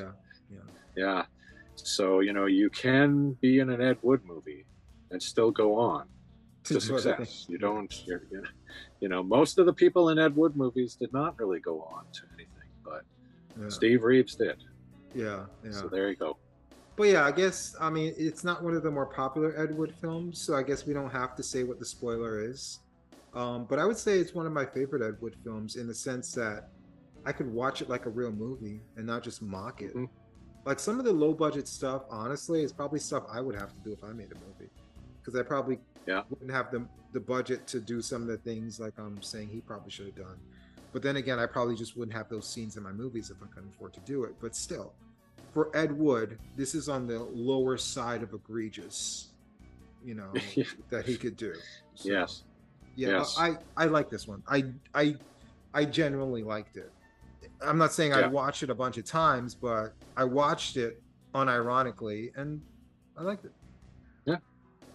Yeah, I enjoyed it too. This was a lost movie for a lot of years because apparently Ed Wood couldn't afford to pay the lab bill, so he could not get the movie out of the lab. They locked it up in their vault and said, no, you got to give us the money or we're not going to release this film. So this film was unreleased for decades. And I think a lot of people thought that it was going to be the holy grail of Ed Wood movies because he made this after Plan 9, you know, and in some ways Plan 9 was considered to be his masterpiece. So maybe Night of the Ghouls was going to be even better. You know, this is going to be an amazing movie. I don't think it quite reaches those heights. I don't think it's quite the bad movie that Plan 9 is. And what I find most interesting about it is that it's kind of a weird sequel to Bride of the Monster, because they set it in the same location, the house on the lake. I forget the name of the lake, but they name it, and it's the same place. And they have Tor Johnson as Lobo again. And we thought he died in the first movie. He was blown up in that nuclear explosion you referred to. Mm-hmm. And so he's now all scarred and burned, and he's still Lobo, though. He's still the same character. I think the cops are the same characters, too, because they do reference... Yeah, that's what I was going to say. It's like they're certainly implying that they were the same cops. Or I think it was supposed to be a sequel. They just couldn't get Lugosi to come back. I think it was a scheduling conflict or something like that. But I think it was supposed to be a sequel. It's almost like Ed Wood was trying to build a universe of characters and locations, you know, like the Marvel universe or something. It's like we're going to have characters that appear in more than one movie, and we're going to revisit this same play. He was building a universe here, but unfortunately, because he couldn't pay the lab bill, that kind of put an end to it. And I don't think he ever did another that was connected in that way. Yeah, this movie desperately missed having Lugosi in there, because he would have at least added more. I don't think that lead villain character really added much to it. I think Lugosi at least would have added some more charisma to the part. And again, it gets into some weird artsy fartsy shit that we didn't see since Glenn and Glenda, with those scenes with the where he's doing like the witchcrafty psycho, like whatever shit he's doing. He's supposed to be doing. It came off a little artsy fartsy, and two, the music. What the fuck was that? Like those little fluty sounds, like was that supposed to be like make it funny, or like I don't know the tone it was for. Yeah, you know, it almost seems like they were going for humor at times. Like this was meant to be a little more funny. Yeah, it's but weird. Aside from the flute sounds, what else was supposed to be funny? It almost felt like out of place. I didn't think it was meant. It was aiming for funny. Was it? Yeah. Well, I don't know. I'm not sure, but it was. I mean, for one thing, it's kind of about people who are faking seances or whatever. You know, they're claiming that they can talk to ghosts, they can talk to the dead. So we're kind of in a different place. Like it's not as much about monsters as it is about people faking monsters. So something about that, I wondered if there was an attempt at humor in that in some way, but I don't know. It doesn't really work as a comedy. But I guess the other thing that's a comedy though is the cop. That I don't know if that meant it was supposed to be a comedy. I think he was supposed to be like a comic sidekick. You know, like serious movies have like comic sidekicks, like True Enough, Get Out, and a lot of other horror movies have like a comedic sidekick. So True it- enough. Yeah. He's not funny. Spoiler. No, he's not. He's not funny. No. So I actually tend to view it more as a serious movie because viewing it as a comedy is just depressing. You know, it's not a funny comedy if it's a comedy. Yeah, yeah. But I didn't really like this movie that much. I think if he had some of his like Vampira and Bela Lugosi, I think the different casting would have helped. I know Vampira didn't really talk in the movies, and I think like both of the ghost women both had dialogue, or did one of them not have dialogue? I'm not sure. The one who's supposed to be the real ghost, did she have any dialogue or no? I can't remember. I can't remember because it's been a while since I've seen it, but I know one of them talked and one of them may have not talked. So if the one didn't, I know Elvira didn't want to talk in the movie, so maybe she could have played the one that either had little to no dialogue. But I think it seemed like the part was written for her because it's just some like monster woman walking around the woods. And obviously the other part was written for Bela Lugosi because it is a sequel and he played that character anyway. So I think a couple tweaks to the script made it seem like it was someone else, but I think it was obviously intended for Lugosi. So I think if he had his regulars in there, and maybe the seance scenes were executed a little bit better, the twist was kind of Twilight Zone-y as well. It was kind of reminiscent a little bit of the twist in Jailbait, but I don't know. The execution wasn't as good as Jailbait for me, but I did like the fact that it wasn't too ambitious. It was just a low-budget horror movie. There weren't any giant explosions or giant monsters. It was just people pulling a scam, and then a twist at the end that the bad guys get theirs at the end with the twist. So I thought it was a simple story, but I didn't know who the central character was supposed to be.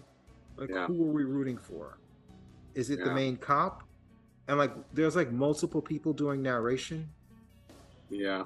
Like, I don't know if you have like a heroine in there. Like most horror movies have like, you know, a nice heroine in there as like a main character to be rooting for, to root to get out of the situation. Yeah. There's really no one to root for. The cop didn't really make a good lead. He really felt like a side character. So I think having a solid lead and some of his regulars in there, and this could have been one of his better movies. Yeah, well, it's interesting too because in Bride of the Monster we have the female reporter who's kind of the female lead, and in this movie they talk about reporters and newspapers and they don't want publicity and all that, but it's almost like they're referring back to the reporter in the first movie because she was printing articles that they didn't like. But yeah, why isn't she there? Why don't they have a female reporter causing them trouble? You know, that might have helped open it up a little more or something. But at least like someone that you're hoping gets out of the situation, even if it's not a reporter. Yes. It could have been someone they're trying to fool at the seance. It's like it lacked someone that you're rooting for or that you're following. It's like you're just following the story of this guy pulling scams, but like, man, like it's not like, oh, I hope he doesn't scam this person because I really hope this person gets out of it, or I hope this person doesn't get killed to keep them silent. There wasn't really anyone to root for in that standpoint. Just like the old lieutenant cop and then the bumbling sidekick, and they weren't really people that should be leads. They weren't, at least they weren't written well enough to be leads, at least, you know. Yeah.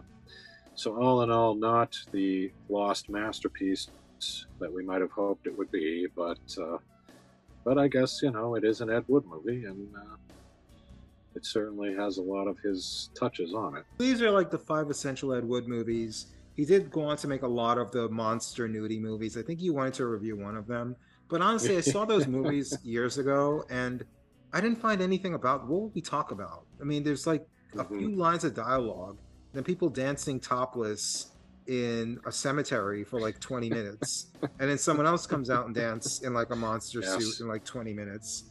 And I think there was this other one where like he was being dominated by a bunch of women and they had their feet in his face and stuff like that, and it was just some kind of fetish thing for him. And I think there was this other one with like, it was a slight porn movie, where some guy was getting a blowjob in a coffin, but you could see like the girl giving the blowjob had like herpes on her lip, so it was just kind of gross. It was like I don't want to watch that again because they were showing close up of the blowjob and you could see she had a bunch of herpes on her mouth. And I'm like, so what's the point of reviewing? It was a horror film. Yes, well, you may be right about that. But touche. That's pretty funny. That's pretty funny. I'll give it up to you. That's funny. That's funny. Yeah. All right. Well, but you know, you make you've reminded me here that Ed Wood, aside from directing quite a few movies, he also wrote a lot of movies that he didn't direct. Mm-hmm. And he also wrote books. He wrote novels that got published. You know, so he was really, for a guy who failed, he had a lot of success in his own way. You know, he got these books published, he got these movies made. You know, he's sort of an inspiration in a way to no-budget filmmakers everywhere. You know, that you can, through sheer force of will, get some things done. In a way, but he did live a pretty sad life. But he did. Yeah, I think he was also interviewed for someone who wrote a book about Bela Lugosi, and I think the guy said he was like very hostile towards them because he felt he should have been writing it. I don't know why he just didn't independently write a book about Bela Lugosi himself and then just try to get it published. Yeah, because he probably should have. But and I know there was controversy with Lugosi's son, like feeling like Wood used Lugosi and whatever, but. Yeah, I mean, Ed Wood is an interesting guy, but if you do read up on him, it sounds very sad because it didn't sound like there was any passion behind any of his later films. They were just ways to pay the bills, the wives, the divorces, the not paying his rent and just being kicked out. There are days where he had to just get jobs so he can get a check, so he can get alcohol, couldn't pay anything. It was just a sad life, man. It was a fucking sad life. He took these movies seriously.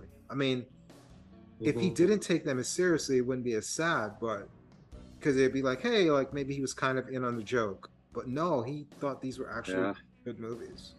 And maybe if he was like the old man in Best Worst Movie, he would say, I've wasted my life. You know, at the end of it, maybe. Maybe he did in one of his drunken stupors. But on the other hand, though, he's famous, you know, like in spite of all the failure and everything, he's famous. Like most people know his name. Most people know who he is. So in some ways, he succeeded at least becoming somebody. Being a failure? I mean, honestly, that's what he's famous for, is being a failure. I guess that's. I suppose, something. But he's, you know, I mean, people watch his movies and enjoy them, you know, for different reasons than what he intended. Yeah. But you know, I mean, I guess there's a lot of people out there who are much. That's an interesting way to look at it. It's like, what is the price worth paying for fame?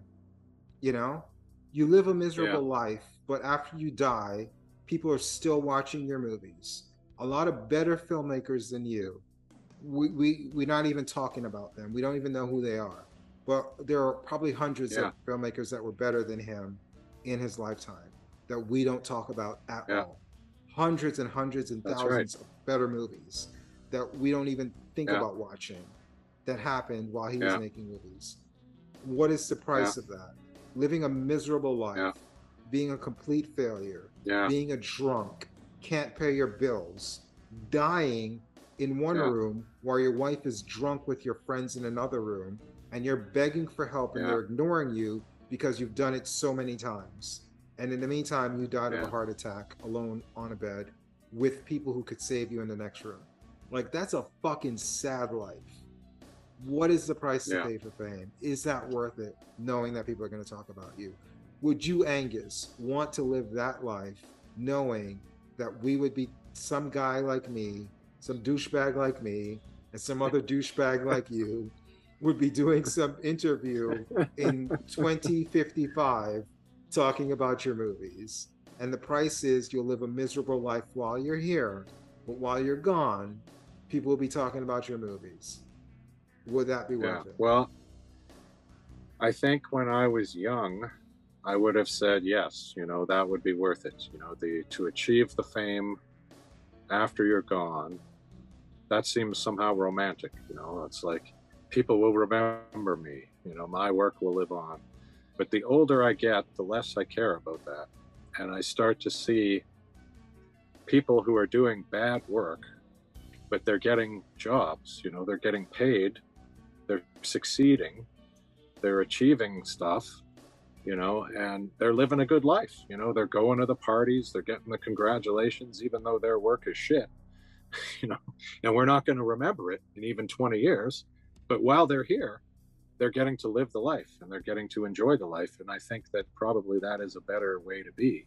If you can enjoy the life while you have it, and then people forget about you, that's probably better than if you didn't enjoy your life and then people remember you for 200 years, you know? Mm-hmm. That's my current thinking anyway. I don't know what the answer to that question is, but I do know if people remember me as a good filmmaker, it'd be a tougher choice than if people remember me as a bad filmmaker. So. Yeah. But yeah, I mean that's what successful artists do. They sacrifice. Yeah. They sacrifice partying so they can, you know, athletes, they sacrifice partying so they can work out and be in better shape. That's what artists do. They sacrifice hours of studying and editing and learning techniques instead of hanging out.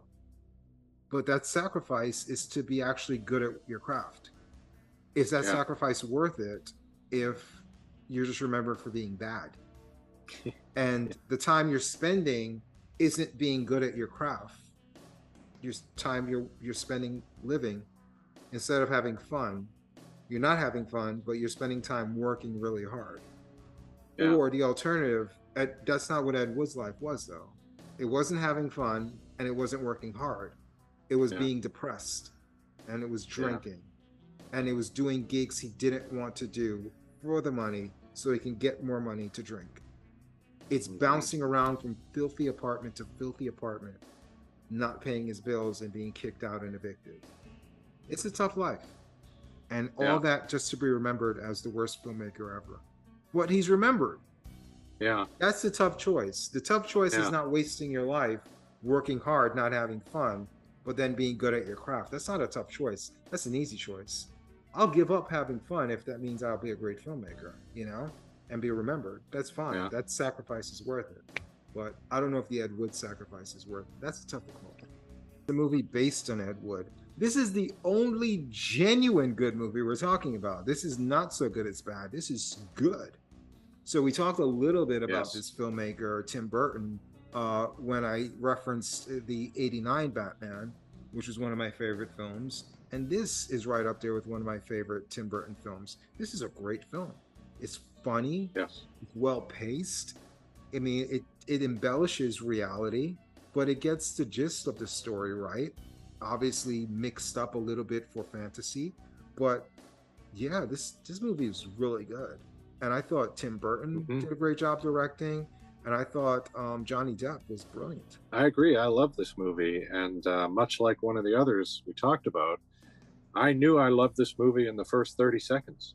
You know, when it starts and you see the actor playing Criswell sit up in the coffin and he says something, he makes a speech that's right out of an Ed Wood movie, but it's about this movie.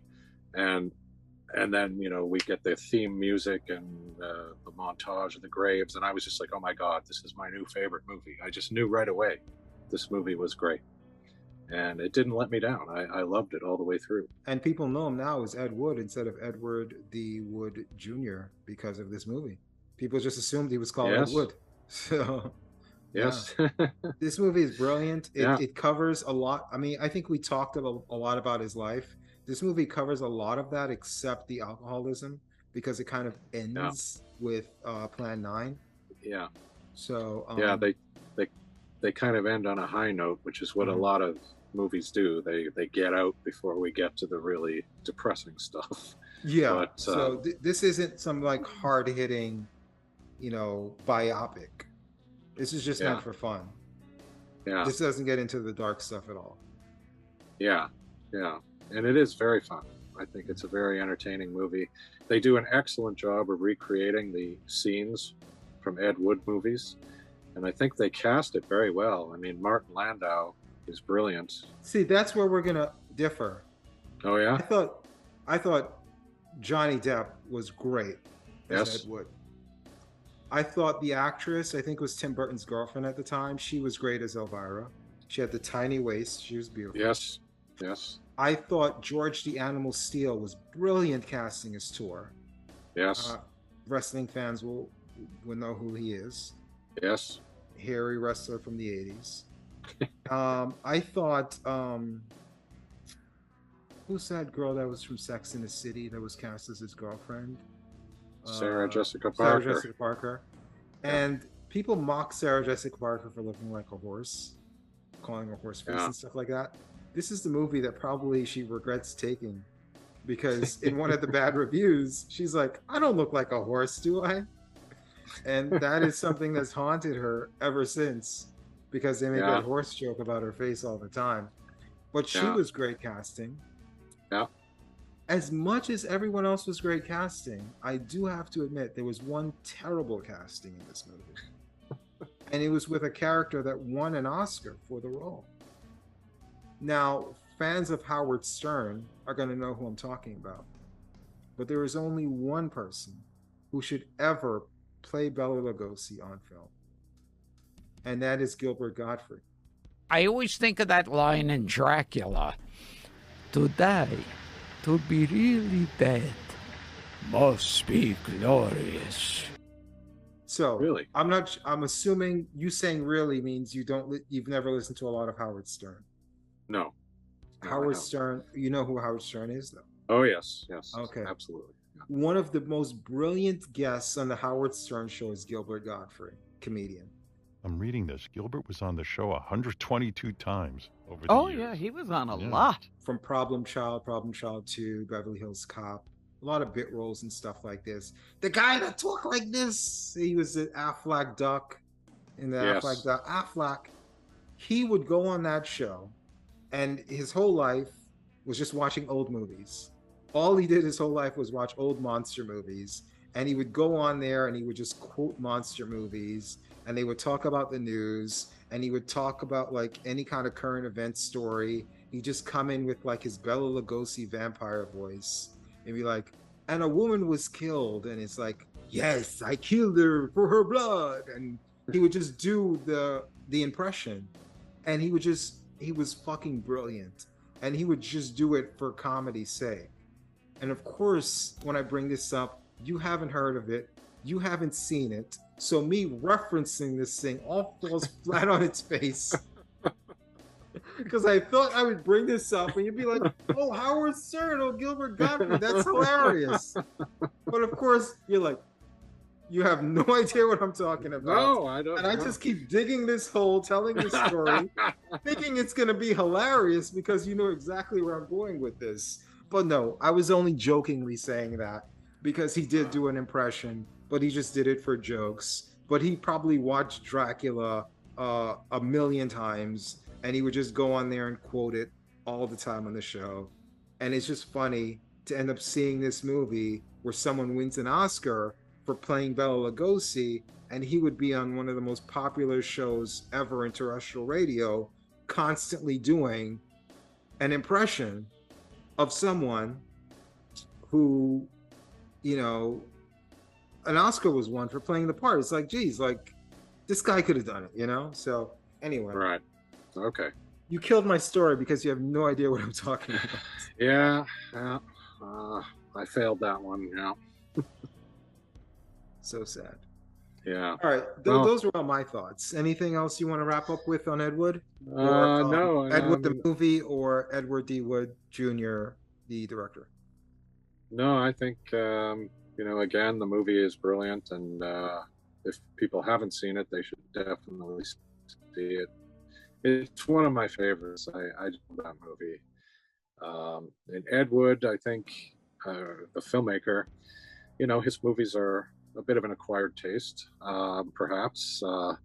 But you know, if you enjoy bad movies, he's definitely one of the great bad movie makers. So you should definitely check him out. I didn't realize I hadn't seen some of these, like Jailbait. I thought I'd seen Jailbait, but I was getting it confused with another movie that he wrote and didn't direct.